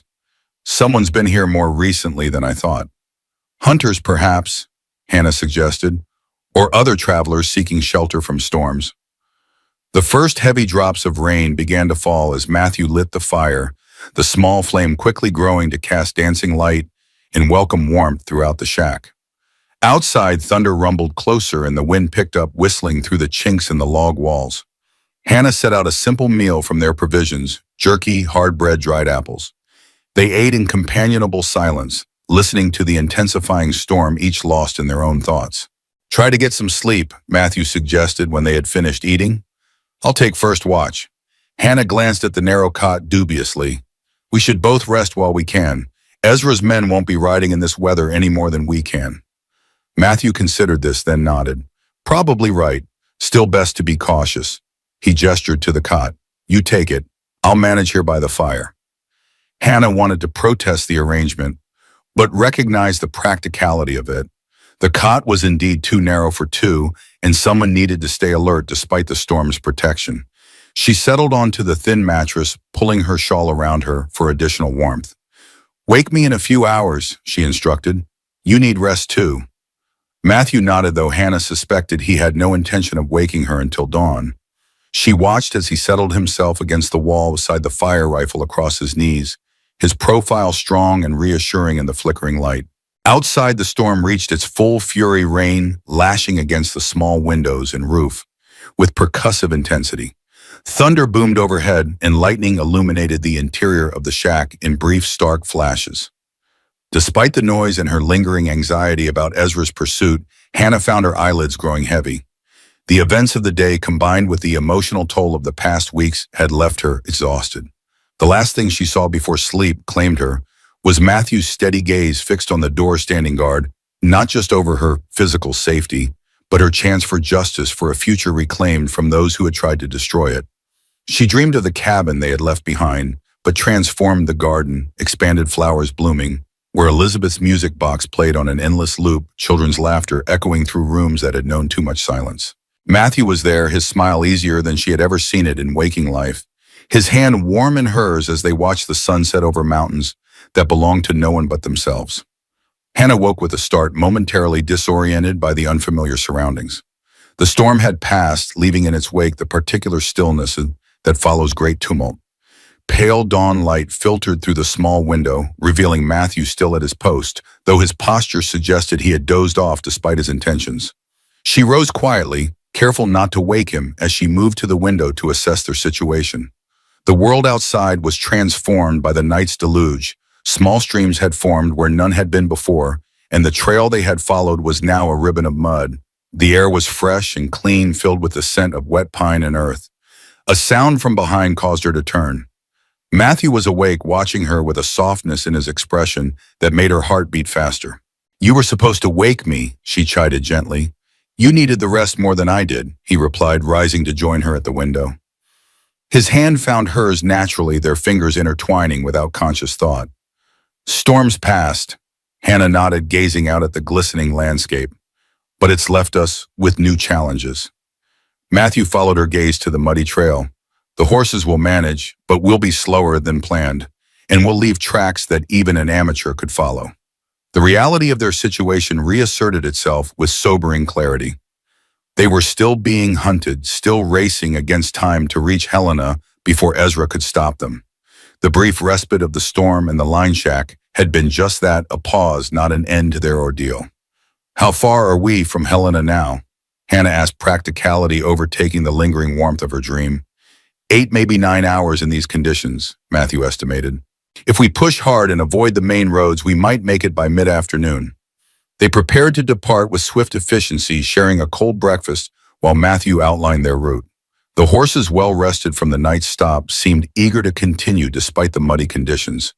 As they mounted up, Hannah cast one last glance at the humble shack that had sheltered them through the storm. Like Matthew's cabin, it had provided safety when she needed it most. Another waypoint on a journey that had begun with a hanging rope and now continued toward an uncertain confrontation. They rode steadily through the morning, the warming sun gradually drying the trails and making their progress easier. Matthew set a pace that balanced speed with caution, always alert for signs of pursuit or potential ambush points. Around midday, they crested a ridge that offered a panoramic view of the valley below, and beyond it the distant spires and rooftops of Helena, the territorial capital. The sight gave Hannah a surge of hope. They were closer to their destination than she had realized, closer to the chance for justice she had begun to believe might never come. "We'll make it before sunset," Matthew confirmed, following her gaze to the city. "Even allowing for caution as we approach." Hannah felt a weight lift from her shoulders. "Do you think Ezra could have men waiting in Helena itself?" Matthew considered the question seriously. "Possible, but less likely. His influence doesn't extend as far there, and the territorial governor has no love for him after that timber dispute. We should be safer once we reach the city limits." They continued their journey, descending from the ridge into more populated areas where farms and small homesteads dotted the landscape. Matthew led them on a circuitous route that avoided the main road while still making progress toward Helena, using copses of trees and natural features for cover whenever possible. It was during one such cautious passage through a stand of pines that disaster struck. Hannah didn't see the low-hanging branch until it was too late, the thick limb catching her across the shoulder and nearly unseating her. So then, she managed to stay on Willow's back, but her saddlebag containing the precious journal and other evidence tore free, tumbling down a small embankment into a rain-swollen creek below. "No!" Hannah cried, dismounting quickly and scrambling down the muddy slope toward the water. Matthew was beside her in an instant, leaving Storm ground-tied above. Together they searched the rushing creek, following its course for several frantic minutes before spotting the saddlebag caught on a fallen tree 100 yards downstream. Matthew waded into the cold water without hesitation, the current tugging at his legs as he made his way to the trapped bag. With careful movements, he freed it from the branches and brought it back to shore water, streaming from its leather sides. Hannah took it with trembling hands, dreading what she might find inside. The journal had been wrapped in oilcloth, a precaution she had taken without fully understanding its importance until this moment. She unwrapped it quickly, relief flooding her as she found the pages damp but largely intact, the ink smeared in places but still legible. "Thank God," she breathed, clutching the journal to her chest. Matthew, soaking wet from mid-thigh down, squeezed her shoulder reassuringly. "We're lucky," he agreed, "but we should keep moving. That..." He trailed off, head tilting, as he listened intently. Hannah heard it a moment later, the distant sound of horses, several of them moving at speed along the main road that ran parallel to their position, perhaps half a mile away. Ezra, she whispered, fear clenching around her heart. Can't be sure, Matthew replied, his voice low and tense. But we can't take chances. Back to the horses quickly. They scrambled up the embankment, Matthew's wet clothes hampering his movements but not his determination. At the top, they found Storm waiting patiently where Matthew had left him, but Willow was gone, spooked perhaps by their sudden departure or the sounds of approaching riders. Damn, Matthew muttered, scanning the surrounding trees for any sign of the mare. She can't have gone far. But there was no time to search. The sounds of the riders were growing closer, suggesting they had left the main road and were now moving through the forest, perhaps following tracks left by Hannah and Matthew earlier. We'll have to ride double, so Matthew decided, helping Hannah mount Storm before swinging up behind her. The stallion snorted at the double burden, but stood steady, seeming to sense the urgency of the situation. Matthew urged Storm forward, keeping to the densest parts of the forest where their passage would be less visible. The stallion moved with impressive sureness, despite the difficult terrain and extra weight, responding to Matthew's guidance with the trust of a horse that knows its rider well. They had covered perhaps a mile in this fashion when the sound of pursuit became unmistakable hoofbeats and men's voices no longer confined to the main road but spreading through the forest in a systematic search pattern. They're tracking us, Hannah said, her voice tight with fear. Matthew nodded grimly, guiding Storm toward a small ravine that offered potential cover. They must have found Willow and realized we're close. The ravine provided temporary shelter, its steep sides and dense undergrowth concealing them from immediate view. Matthew dismounted, helping Hannah down before tethering Storm securely. Helena's still 4 miles away, he said, his voice low and urgent. Too far to outrun them with Storm carrying double, especially across open country. Hannah clutched the journal tightly, the weight of all it represented: justice for her lost children, exposure of Ezra's crimes, her chance to reclaim her life, pressing on her with renewed urgency. What do we do? She asked, trusting Matthew's judgment, even as fear threatened to overwhelm her. Matthew's expression was grave but determined as he reached a decision. You take Storm and the evidence. Ride for Helena.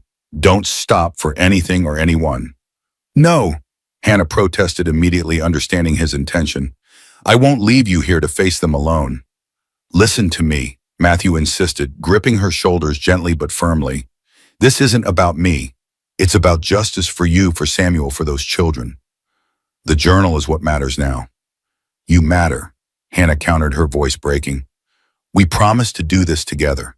The sound of approaching riders grew louder, cutting off further argument. Matthew pulled Hannah close, kissing her with a fierce tenderness that spoke of all they had come to mean to each other in their short time together. I'll find you in Helena, he promised against her lips. Trust me. Before Hannah could protest further, he helped her mount Storm, pressing the reins into her hands. Follow the ravine east for half a mile, then head north.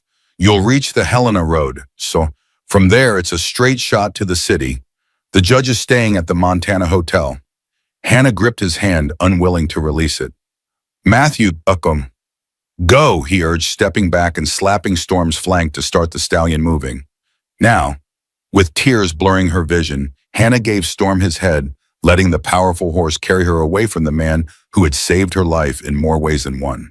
Behind her, she heard Matthew moving in the opposite direction, deliberately making noise to draw attention away from her escape route. Storm ran with the smooth power of a horse bred for endurance, easily navigating the rough terrain of the ravine. Hannah leaned low over his neck, the journal secured against her chest, her heart torn between the desperate need to reach Helena and the fear for Matthew's safety. The sound of a gunshot echoed through the forest, followed by several more in rapid succession. Hannah flinched but didn't slow, forcing herself to focus on the task at hand. Matthew had given her this chance at the risk of his own life. She could not waste it. Emerging from the ravine, she turned north as instructed, pushing Storm to a gallop across the more open ground that led toward the Helena Road. The wind whipped tears from her eyes as they flew across meadows and streams, the city growing larger on the horizon with each passing minute. When they finally reached the outskirts of Helena, Storm was lathered but still strong, his powerful strides eating up the remaining distance to the city center. People turned to stare as they passed a woman alone on a magnificent black stallion, riding as if pursued by demons. The Montana Hotel stood on the main street, its 3-story facade imposing against the smaller buildings surrounding it. Hannah reined Storm to a halt before its entrance, dismounting on legs that threatened to buckle beneath her.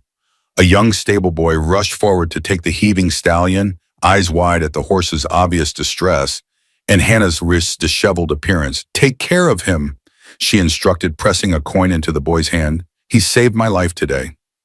Inside the hotel, the clerk at the front desk looked up in alarm as Hannah approached, her mud-splattered dress and wild-eyed appearance clearly out of place in the elegant lobby. "I need to see Judge Morrison," she said without preamble. "It's urgent, a matter of life and death." The clerk hesitated, clearly torn between protocol and the obvious desperation in Hannah's voice. "The judge isn't receiving visitors without appointments, ma'am. Perhaps if you tell him Hannah Blackwood is here with evidence for tomorrow's hearing," she interrupted. "And tell him Ezra Blackwood's men are coming to stop me from testifying." The name Blackwood seemed to register with the clerk, his expression shifting from skepticism to concern. "Wait here," he instructed, disappearing through a door behind the desk. Hannah stood in the lobby, clutching the journal with white-knuckled hands, every nerve stretched taut as she waited. Around her, hotel guests cast curious or disapproving glances at her bedraggled appearance, but she barely noticed them. Her thoughts consumed by worry for Matthew and the approaching threat of Ezra's pursuit. After what seemed an eternity, but was probably only minutes, the clerk returned, accompanied by a distinguished-looking man in his 60s, his silver hair and beard neatly trimmed, his bearing that of someone accustomed to command. "Mrs. Blackwood," he inquired, studying her with keen gray eyes. "I'm Judge Morrison. I understand you have something urgent to share regarding tomorrow's hearing."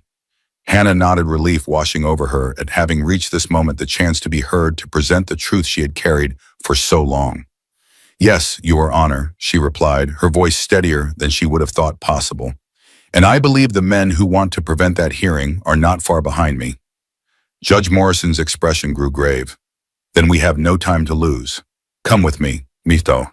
As he led her toward a private office at the rear of the hotel, Hannah cast one last glance toward the entrance, her heart aching with worry for Matthew and the uncertain fate that awaited them both when Ezra inevitably arrived. But she had made it to Helena. She had the journal and her testimony. And for the first time since a rope had tightened around her neck in Silver Creek's town square, Hannah Blackwood felt the balance of power shift, felt justice so long denied finally within her grasp. Judge Morrison's private office in the Montana Hotel was a sanctuary of calm amidst the storm that had become Hannah's life. Leather-bound law books lined mahogany shelves, a substantial desk dominated the center of the room, and a small fire crackled in the hearth, dispelling the spring chill that had settled into Hannah's bones during her desperate ride. "Sit, Mrs. Blackwood," the judge instructed, gesturing to a chair before pouring her a glass of water from a crystal decanter. "You appear to have had quite a journey." Hannah accepted the water gratefully, taking a moment to collect herself before placing Ezra's journal on the desk between them. "This contains evidence of crimes committed by my brother-in-law, Ezra Blackwood." She began, her voice steadier than she felt. "Crimes that directly relate to the property dispute we're scheduled to hear tomorrow." Judge Morrison seated himself, regarding Hannah with sharp eyes that had likely seen every manner of human deception and suffering during his years on the bench. "Sheriff Hayes telegraphed me about possible misconduct," he acknowledged, but he was deliberately vague about details concerned the message might be intercepted. "With good reason," Hannah replied. "Ezra has connections throughout Silver Creek. He's using them now to try to prevent me from testifying." The judge's expression grew grave. "Serious accusation, Mrs. Blackwood. Interfering with a witness is a federal offense." "It's just one of many crimes Ezra has committed," Hannah said, sliding the journal toward him. "This documents his systematic poisoning of me over several years, but to prevent me from carrying children to term. Children who would have been the rightful heirs to the Blackwood estate." Judge Morrison's eyebrows rose as he opened the journal, scanning the damning entries with the practiced eye of a man accustomed to evaluating evidence. "These are explicit," he observed, his tone carefully neutral, despite the horror implicit in his words. "You believe your brother-in-law deliberately caused your miscarriages to ensure you would have no children." "I don't just believe it, Your Honor. I lived it." Hannah's hands trembled slightly as memories resurfaced, the sickness that had been more than normal pregnancy, discomfort, the strange taste of the medicine. Samuel brought home the patterns of loss that had seemed beyond cruel fate. 5 times I conceived. 5 times Ezra ensured I would not carry to term. And when my husband died, Ezra used my barrenness as justification to publicly humiliate me and claim the property for himself. The judge closed the journal, his expression troubled. This goes well beyond a property dispute, Mrs. Blackwood. These allegations, if proven, constitute serious criminal acts. I am aware, Your Honor. Hannah met his gaze steadily. I didn't come to Helena seeking only my land. I came seeking justice for myself, for my husband, who never knew his brother's betrayal, and for the children who never had a chance to draw breath. A knock at the door interrupted them. Judge Morrison called for the visitor to enter, and a young man in a marshal's uniform stepped inside, his expression apologetic but urgent. Pardon the interruption, Your Honor, but there's a situation developing at the front of the hotel. A group of armed men have arrived, demanding to speak with Mrs. Blackwood. They claim to be family representatives from Silver Creek. Hannah's heart contracted painfully. Ezra, she whispered, he's found me. Judge Morrison rose, his bearing shifting from judicial contemplation to decisive action. Marshal, I want a protective detail for Mrs. Blackwood immediately. This journal constitutes evidence in a federal case now, and she is a key witness under my protection. Yes, sir, the marshal nodded sharply. What about the men outside? Inform them that Mrs. Blackwood is under federal protection, and any attempt to interfere with her will result in immediate arrest. The judge's voice carried the weight of authority that had likely cowed far more intimidating men than Ezra Blackwood. And telegraph the territorial governor. I want him aware of the situation. As the marshal departed to carry out these instructions, Judge Morrison turned back to Hannah. You'll be safe here, Mrs. Blackwood. I've dealt with men like your brother-in-law before. They believe themselves above the law, but they discover otherwise when confronted with its full force. Despite his reassurances, anxiety clawed at Hannah's throat. There was a man with me, she said urgently. Dr. Matthew Thornton. He stayed behind to draw Ezra's men away so I could reach you. He's in danger. The judge considered this new information. I'll have the marshal send men to search for him, he promised. But for now, you need rest and protection. There are quarters adjoining this office where you'll be secure. Hannah wanted to protest, to insist they send help for Matthew immediately, but exhaustion was rapidly overtaking her, the adrenaline that had carried her to Helena finally ebbing away. She allowed herself to be led to a small but comfortable room connected to the judge's office, accepting his assurances that guards would be posted and that the search for Matthew would begin at first light if he hadn't appeared by then. Left alone, Hannah sank onto the edge of the bed, still clutching the saddlebag that contained what few possessions she had managed to bring: a change of clothes, Elizabeth's music box, the document changing the venue of the hearing. She set the music box on the small bedside table, opening it to let the delicate melody fill the silent room. The familiar tune brought Matthew's face to her mind, his quiet strength, his unwavering support, the tender kiss they had shared before parting. Tears she had been too focused to shed during her desperate ride now spilled freely down her cheeks. Please be safe, she whispered to the empty room. Please find your way back to me. Exhaustion finally claimed her, and Hannah fell into a fitful sleep, still fully clothed, the music box playing its gentle lullaby until the mechanism wound down, leaving only silence and the distant sounds of the city beyond her window. Dawn broke over Helena with a brilliance that belied the tension gripping the Montana hotel. Hannah woke to a gentle knock on her door and the voice of a young woman identifying herself as a maid sent by Judge Morrison with fresh clothes and breakfast. The simple acts of washing away the grime of yesterday's journey, changing into the clean dress provided, and eating a proper meal restored some measure of Hannah's strength and resolve. By the time Judge Morrison himself came to check on her, she was standing by the window watching the early morning activities in the street below. Any word of Dr. Thornton? She asked, immediately turning from the view. The judge shook his head regretfully. Not yet. The marshal sent riders out at first light as promised. They'll bring news as soon as there is any. Hannah nodded, swallowing her disappointment and fear. And Ezra, is he still here? Indeed. A hint of satisfaction colored the judge's voice. He and his men spent an uncomfortable night under the watchful eyes of federal marshals. They're being kept at a respectable distance from this hotel, but Mr. Blackwood has made it clear he intends to be present for today's hearing. Of course he does, Hannah murmured. He still believes he can win. A common delusion among men accustomed to having their way, Judge Morrison observed dryly. The hearing is scheduled for 10 o'clock at the territorial courthouse. You'll be escorted there under protection. Hannah squared her shoulders, drawing strength from the knowledge that after everything, she would finally have her day in court, her chance to speak the truth and seek justice not just for herself, but for all that had been taken from her. I'm ready, Your Honor, she said firmly. I've been ready for a very long time. The territorial courthouse of Helena stood as a testament to the growing importance of the Montana capital, a substantial building of stone and timber, its facade speaking of permanence and authority in a territory still considered wild by many in the East. As Hannah ascended its steps under the watchful eyes of two federal marshals, she felt the weight of history and justice pressing upon her. This was no longer just about land or inheritance. It was about truth, long buried, finally coming to light. Inside the courtroom was already filling with spectators. News of the dramatic events surrounding the Blackwood estate dispute had spread quickly through Helena, drawing the curious and the concerned alike. Hannah kept her gaze forward as she was escorted to a table at the front of the room, refusing to search the crowd for Ezra's face despite feeling the heat of his stare boring into her back.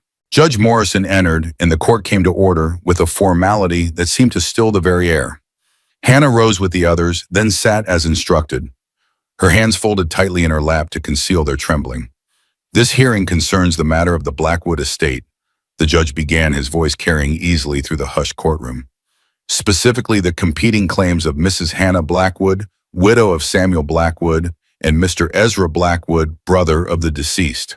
He shuffled through the papers before him, then continued. Before we proceed, I must address a serious matter that has come to this court's attention.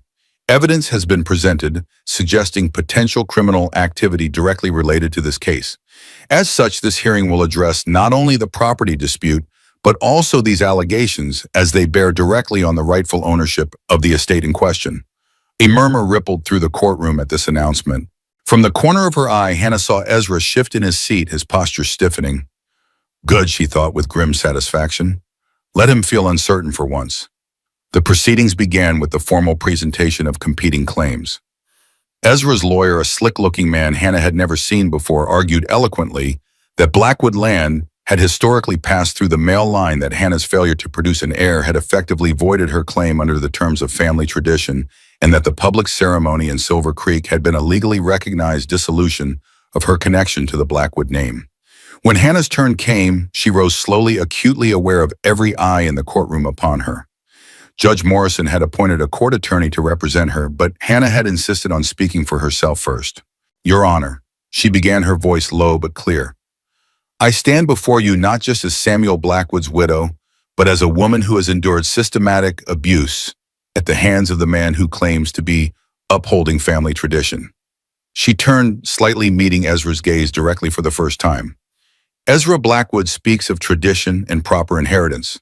What he does not speak of is how he ensured there would be no heirs to inherit. She unfolded the story methodically, her marriage to Samuel, the joy of her first pregnancy, the devastating loss, and then the pattern that followed.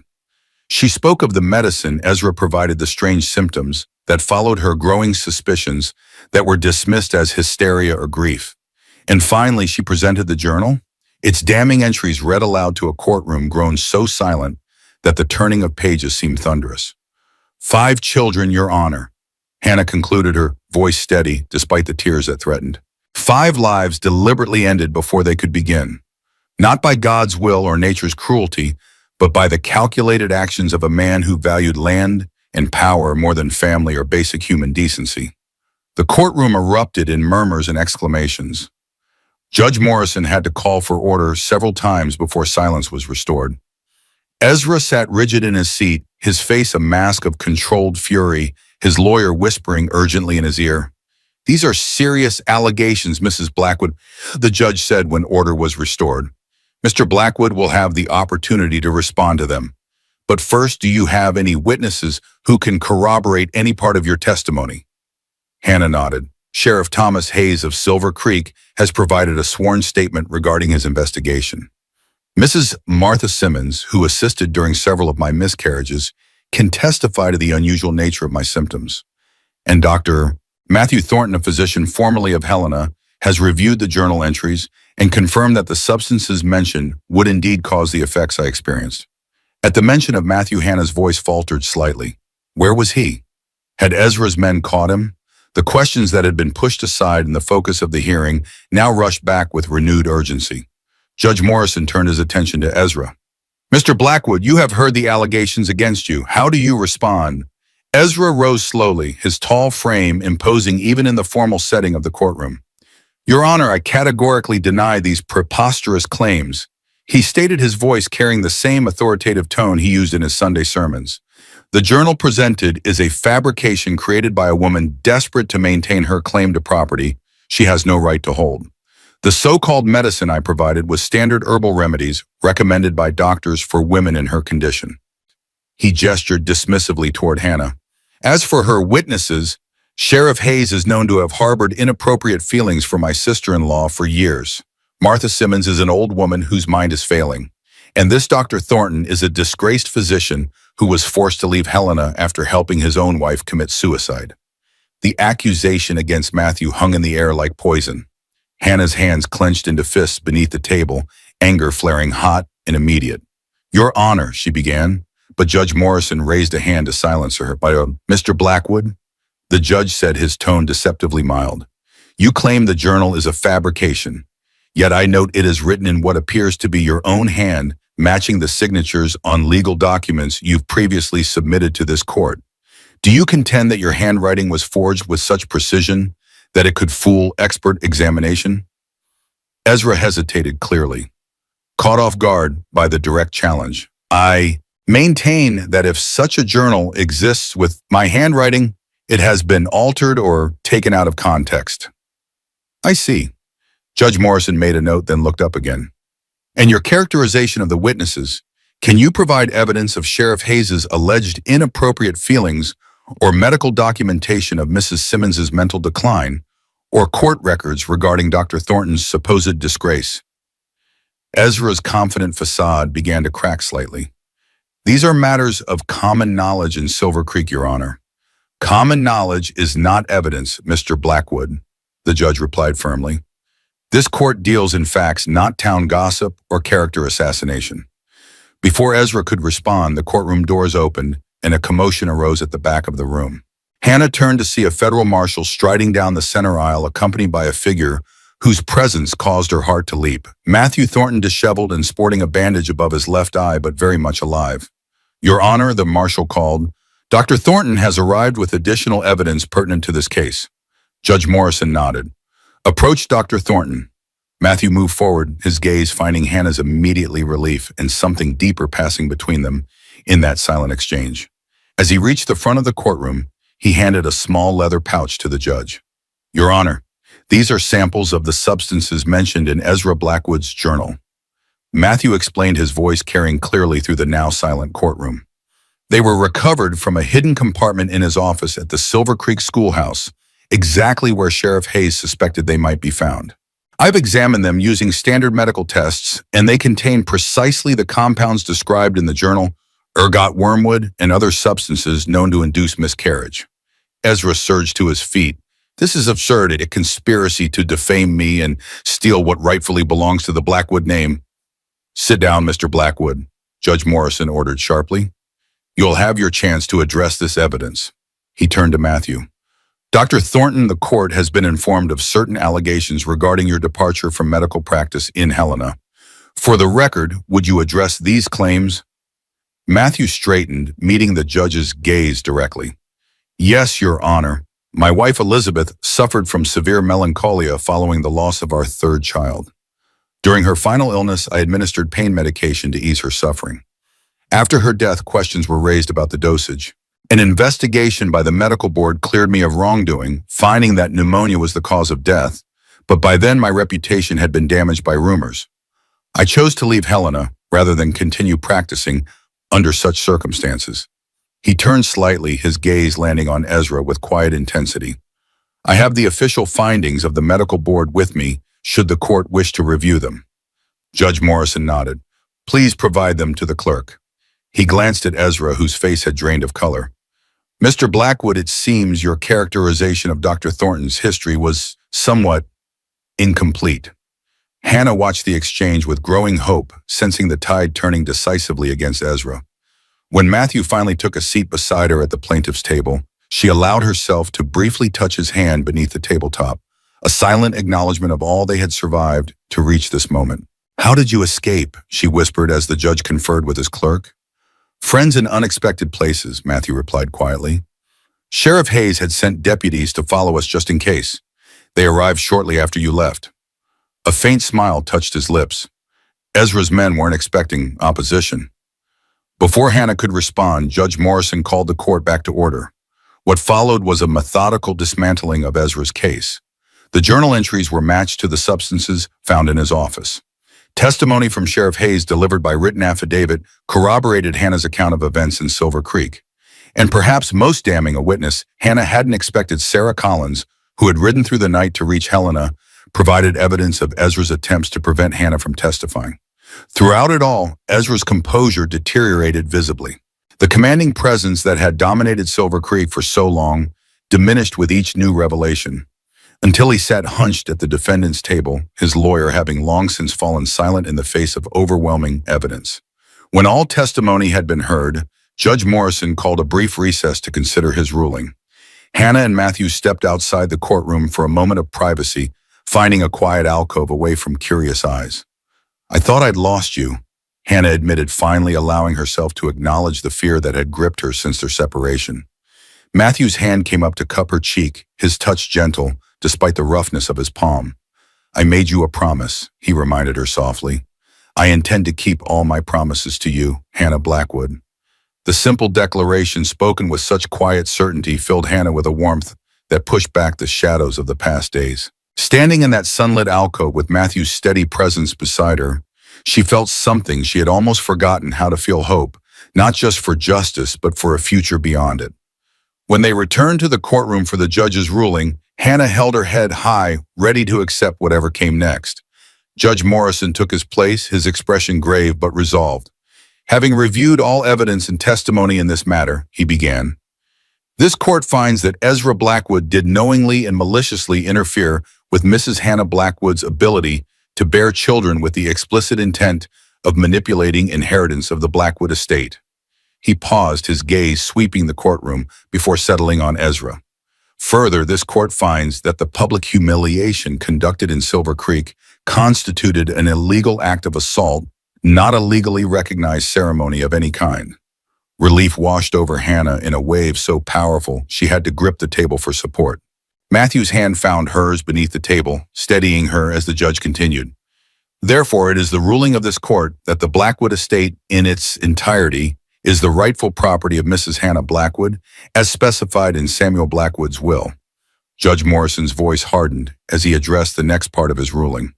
"Furthermore, given the serious criminal nature of Mr. Blackwood's actions, this court remands him to the custody of federal marshals, pending formal charges of assault, attempted murder, and witness intimidation." As marshals moved to take Ezra into custody, he finally broke, surging to his feet with a roar of defiance. "You can't do this to me," he shouted, his face contorted with rage. "I am Ezra Blackwood. Silver Creek is mine. The land is mine." "The land was never yours," Hannah said, her voice cutting through his tirade with quiet force. "Neither was Silver Creek. You just made people too afraid to tell you so." Ezra's gaze locked on hers, hatred burning in his eyes. "You think this is over?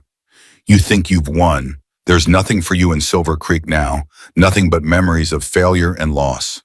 Hannah met his stare unflinchingly, finding that his words no longer had the power to wound her. "You're wrong, Ezra.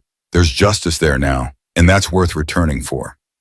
As the marshals led Ezra away, his final shouts echoing down the corridor, Hannah felt a strange sense of emptiness, where her anger and fear had resided for so long. Justice had been served, her name cleared, her property restored, yet the victory felt hollow against the knowledge of all that could never be recovered. Matthew seemed to sense her conflicted emotions. "It's over," he said softly. "He can't hurt you anymore." Hannah nodded slowly. "But he can't give back what he took either. The children, the years Samuel's trust in his brother, they're still gone." "Yes," Matthew agreed, his honesty one of the qualities she had come to value most. "Some losses can't be undone, but that doesn't mean you can't build something new from what remains. As they left the courthouse stepping into the bright Montana sunshine, Hannah considered his words. Something new from what remains. Perhaps that was the truest form of justice after all, not just punishment for past wrongs, but the freedom to create a future unconstrained by them. 1 week later, Hannah stood on the porch of the Blackwood Ranch house watching as the last of Ezra's personal belongings were loaded onto a wagon bound for the federal marshal's office in Helena.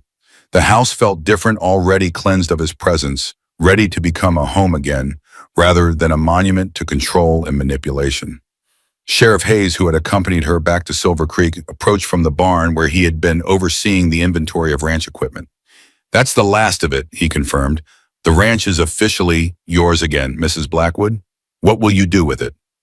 Hannah's gaze traveled over the sprawling property, the fields where cattle grazed the distant line of trees, marking the creek boundary, the mountains rising blue and majestic on the horizon. Samuel had loved this land with a passion she had never fully shared, seeing in it a legacy and purpose that had always felt somewhat foreign to her. "I'm not sure yet," she admitted. "It's too much for one person to manage alone." Hayes nodded, understanding. "If you decide to sell, there are buyers who would give you a fair price, enough to start fresh wherever you wanted." The idea held a certain appeal, taking the proceeds and leaving Silver Creek behind, all its painful memories fading with distance and time.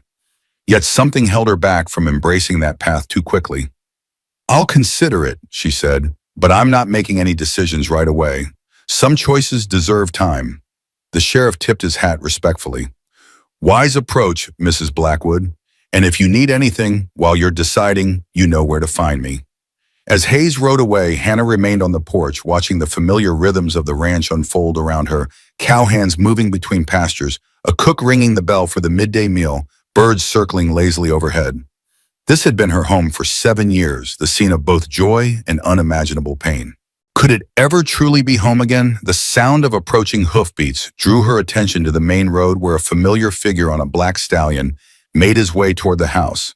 Matthew had remained in Helena a few extra days, finalizing arrangements with Judge Morrison regarding his testimony in Ezra's upcoming trial. Seeing him now, his tall frame silhouetted against the afternoon sun, brought a warmth to Hannah's chest that had nothing to do with the spring weather. She moved to meet him as he dismounted, noticing the way his expression softened when their eyes met. In the weeks since the hearing, they had spoken little of what had passed between them during their desperate journey to Helena. The kiss, the unspoken feelings, the possibilities that had begun to take root. There had been too many practical matters demanding attention, too many details of Ezra's crimes to address. But now, standing before the house that was once again hers, Hannah felt the time for such conversations had finally arrived. "The ranch looks good," Matthew observed, glancing around at the well-maintained buildings and fields. "Samuel built something substantial here." "He did," Hannah agreed, "though I'm not sure it's mine in the ways that matter most." At Matthew's questioning look, she elaborated, "Legally, yes, but this was Samuel's dream, not mine. I never felt connected to it the way he did." Matthew nodded, understanding in his eyes. "What was your dream before everything?" The question caught Hannah by surprise. No one had asked her that in a very long time, what she wanted, what she dreamed of separate from her role as Samuel's wife or the expectations placed upon her. "I wanted a small orchard," she said finally, the memory surfacing from years ago. "Apple trees, maybe some cherries. A garden large enough to grow more than just necessities. A home filled with music and books." She smiled faintly. "Simple things." "Simple doesn't mean small," Matthew observed. "Those sound like fine dreams to me." They walked together toward a stand of cottonwoods near the creek, where a crude bench offered a view of the water and the mountains beyond. Sitting side by side, they fell into a comfortable silence, the kind that had characterized much of their time together, a quiet that communicated more than words often could. "I've been thinking," Matthew said eventually, his gaze fixed on the distant mountains, "about what comes next, for both of us." Hannah turned to study his profile, the strong line of his jaw partially hidden by his beard, the steady eyes that had become her anchor in the storm of recent weeks. "And what have you concluded?" Matthew met her gaze directly. "That I don't want to go back to that cabin alone." The simple declaration hung in the air between them, its implications both profound and frightening in their enormity. Hannah felt her heart quicken hope and uncertainty battling within her. Matthew, let me finish, he said gently. I'm not asking for promises or commitments. We've both had enough of those forced upon us by others or by circumstance. His hand found hers on the bench between them, warm and solid and real. I'm just saying that whatever you decide about this ranch, about your future, I'd like to be part of that decision. Part of that future if you'll have me. Hannah looked down at their joined hands, marveling at how natural it felt, this connection that had grown so gradually yet so inevitably between them. Two broken people who had somehow found in each other not completion, but complement, not rescue, but partnership. I'd like that too, she said softly. Very much. Relief and joy flashed across Matthew's face, quickly tempered by his natural reserve. You should know, he added, that I've been offered a position at the hospital in Helena. Judge Morrison arranged it. They need a doctor with experience in women's health and childbirth. Hannah's eyes widened in surprise. Matthew, that's wonderful. Are you going to accept? He shrugged slightly. Depends on what you decide so about the ranch. Helena's not so far that we couldn't make it work either way, but he hesitated. I thought you might prefer a fresh start away from Silver Creek and its memories. The consideration behind his words, the way he was shaping his plans around her needs and choices, rather than assuming or demanding, touched Hannah deeply. How different from the controlling forces that had dominated her life for so long. I think, she said slowly, working through her thoughts as she spoke, that memories follow us wherever we go, the good and the bad. Running from Silver Creek won't erase what happened here.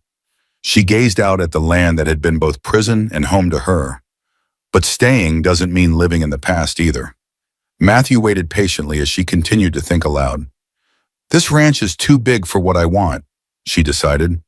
But I could sell most of it, keep enough for that orchard. I mentioned a comfortable house some distance from town, but not isolation. A new vision began to form in her mind, not Samuel's dream or Ezra's ambition, but something uniquely hers. And Helena's not so far as you said, for a doctor with patience to see.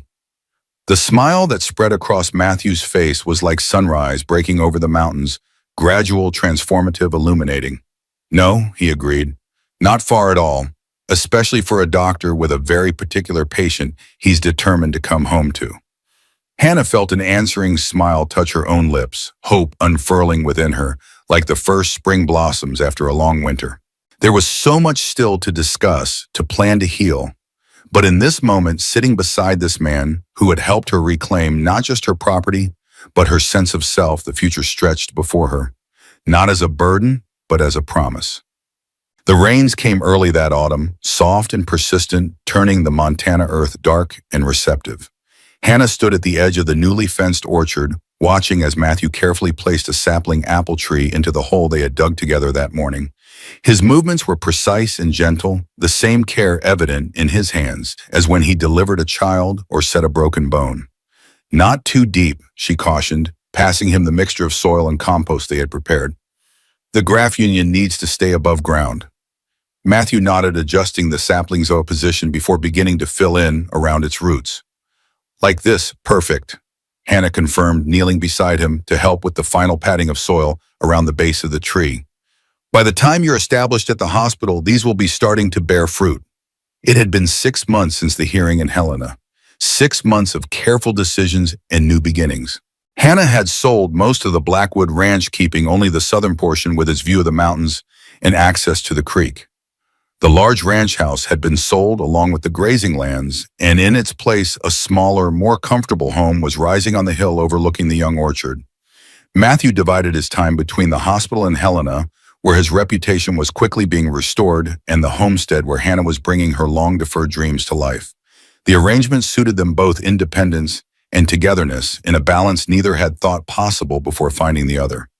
Silver Creek itself was changing too. Ezra's conviction and imprisonment had broken the grip of fear he had held over the town. Sheriff Hayes had been elected mayor in a surprising turn of events, instituting reforms that had opened the community to new businesses and families. Sarah Collins's school was flourishing, and Martha Simmons had established a small apothecary, her knowledge of herbal remedies finally receiving the respect it deserved. As they finished planting the last of the apple saplings for the season, rain began to fall more heavily, prompting them to seek shelter beneath the half-finished porch of their new home. Hannah leaned against one of the support posts, watching the rain create patterns in the freshly turned soil of the orchard. "Do you think they'll survive the winter?" she asked, not just of the trees, but of all they were building together. Matthew moved to stand beside her, his arms slipping naturally around her waist. "With proper care and a little luck," he replied. "The nurseryman said this variety is hardy bread for Montana winters." Hannah nodded, leaning into his solid warmth. "I've been thinking about names," she said quietly, "for the orchard." Oh. Matthew's interest was piqued. They had discussed various possibilities over the past months, but had yet to settle on anything definitive. "Mercy Orchard," Hannah suggested, glancing up to gauge his reaction. "For Elizabeth, for the children we both lost, for the mercy we found in each other." Matthew was silent for a long moment, emotion working across his features as he considered the name and all it represented. "It's perfect," he said finally, his voice rough with feeling. "Absolutely perfect." They stood together, watching the rain content in a silence that had become their own unique language over the months of healing and building that had brought them to this moment. So much had changed since that terrible day in Silver Creek's town square, the day Hannah had believed her life was ending, only to discover it was taking an unexpected new path. "I have something for you," Matthew said, eventually reaching into his coat pocket. "I've been waiting for the right moment." He withdrew a small wooden box carefully carved with a pattern of intertwining leaves and flowers. Hannah recognized it immediately as his work. He had taken up wood carving during the long winter evenings, his physician's hands adapting readily to the precise craft. "It's beautiful," she said, running her fingers over the intricate design. "Open it," Matthew encouraged softly. Inside, nestled on a bed of blue velvet, lay a simple gold band topped with a small, perfect pearl. Not an ostentatious diamond or flashy gem, but something organic, natural, formed through time and patience around an initial grain of sand. "Matthew," Hannah breathed, understanding the question being asked without words. "I know we've talked about waiting," he said, his voice steady despite the vulnerability in his eyes. "About giving ourselves time to be sure. And if you're not ready, this can simply be a gift, a promise for someday."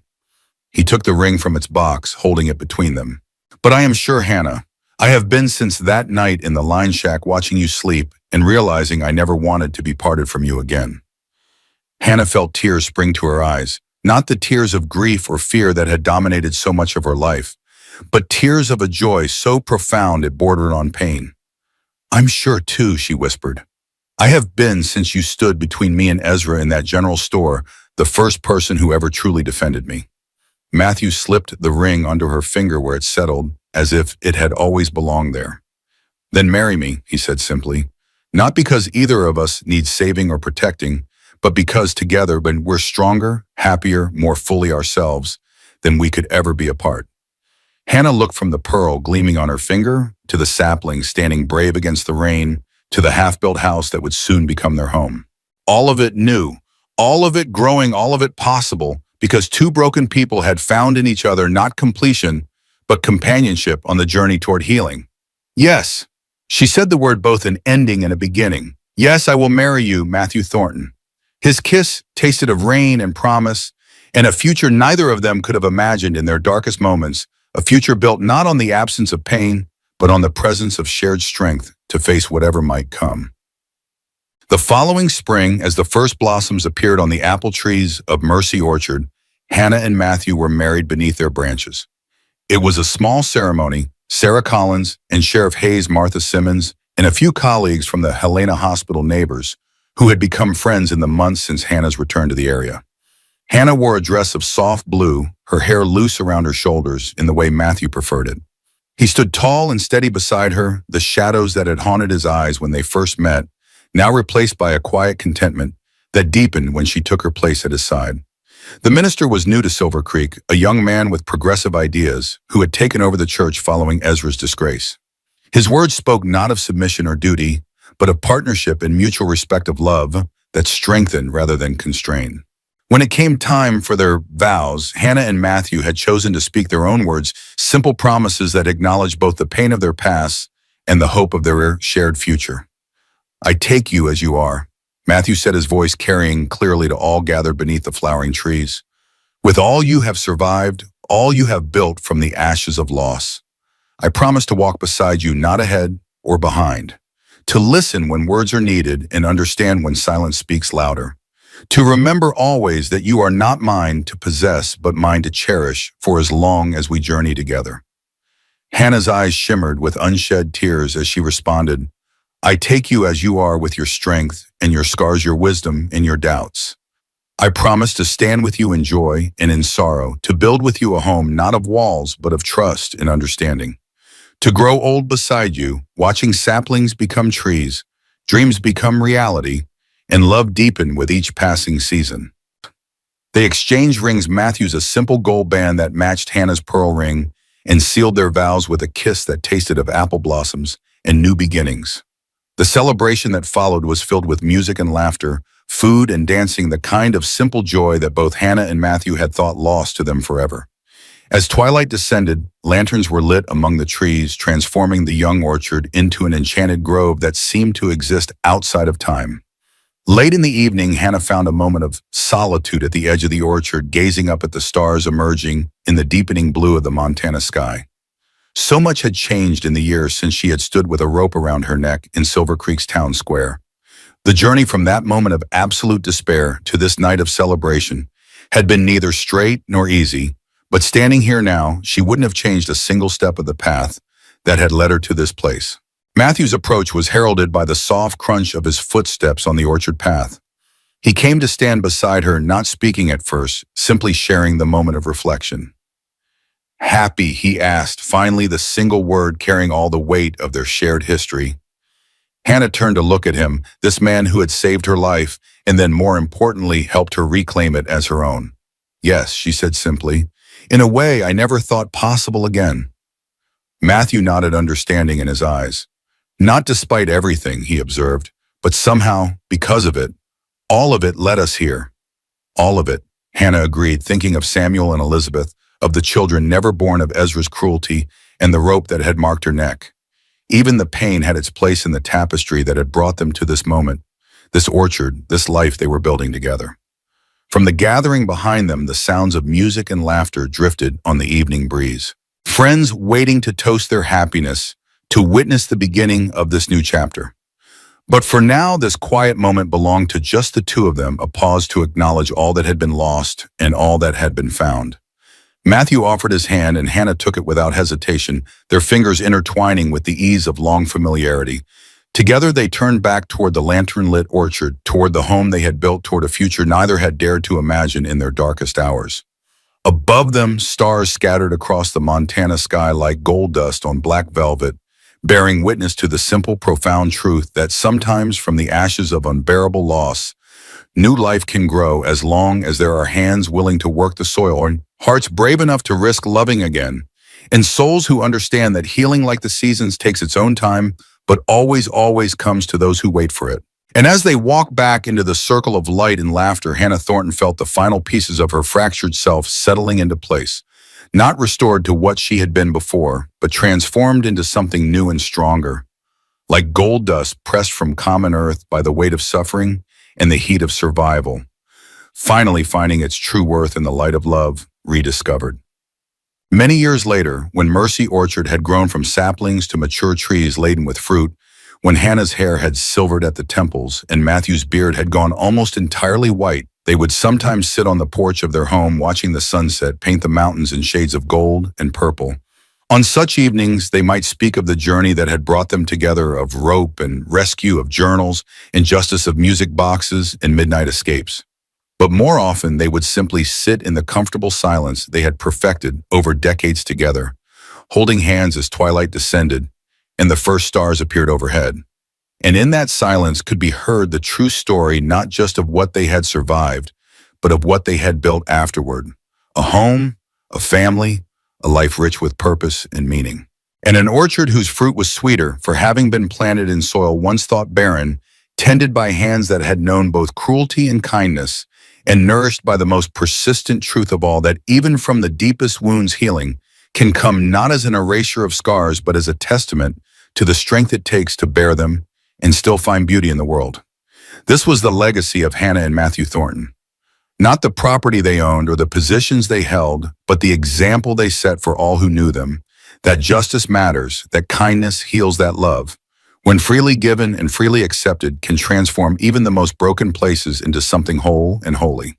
Gold dust on the hill catching the last light of day, a reminder that sometimes the most precious things come not from avoiding the dark valleys of life, but from finding the courage to walk through them, gathering what wisdom they offer, and emerging on the other side with hands still open, hearts still willing to believe in the possibility of joy.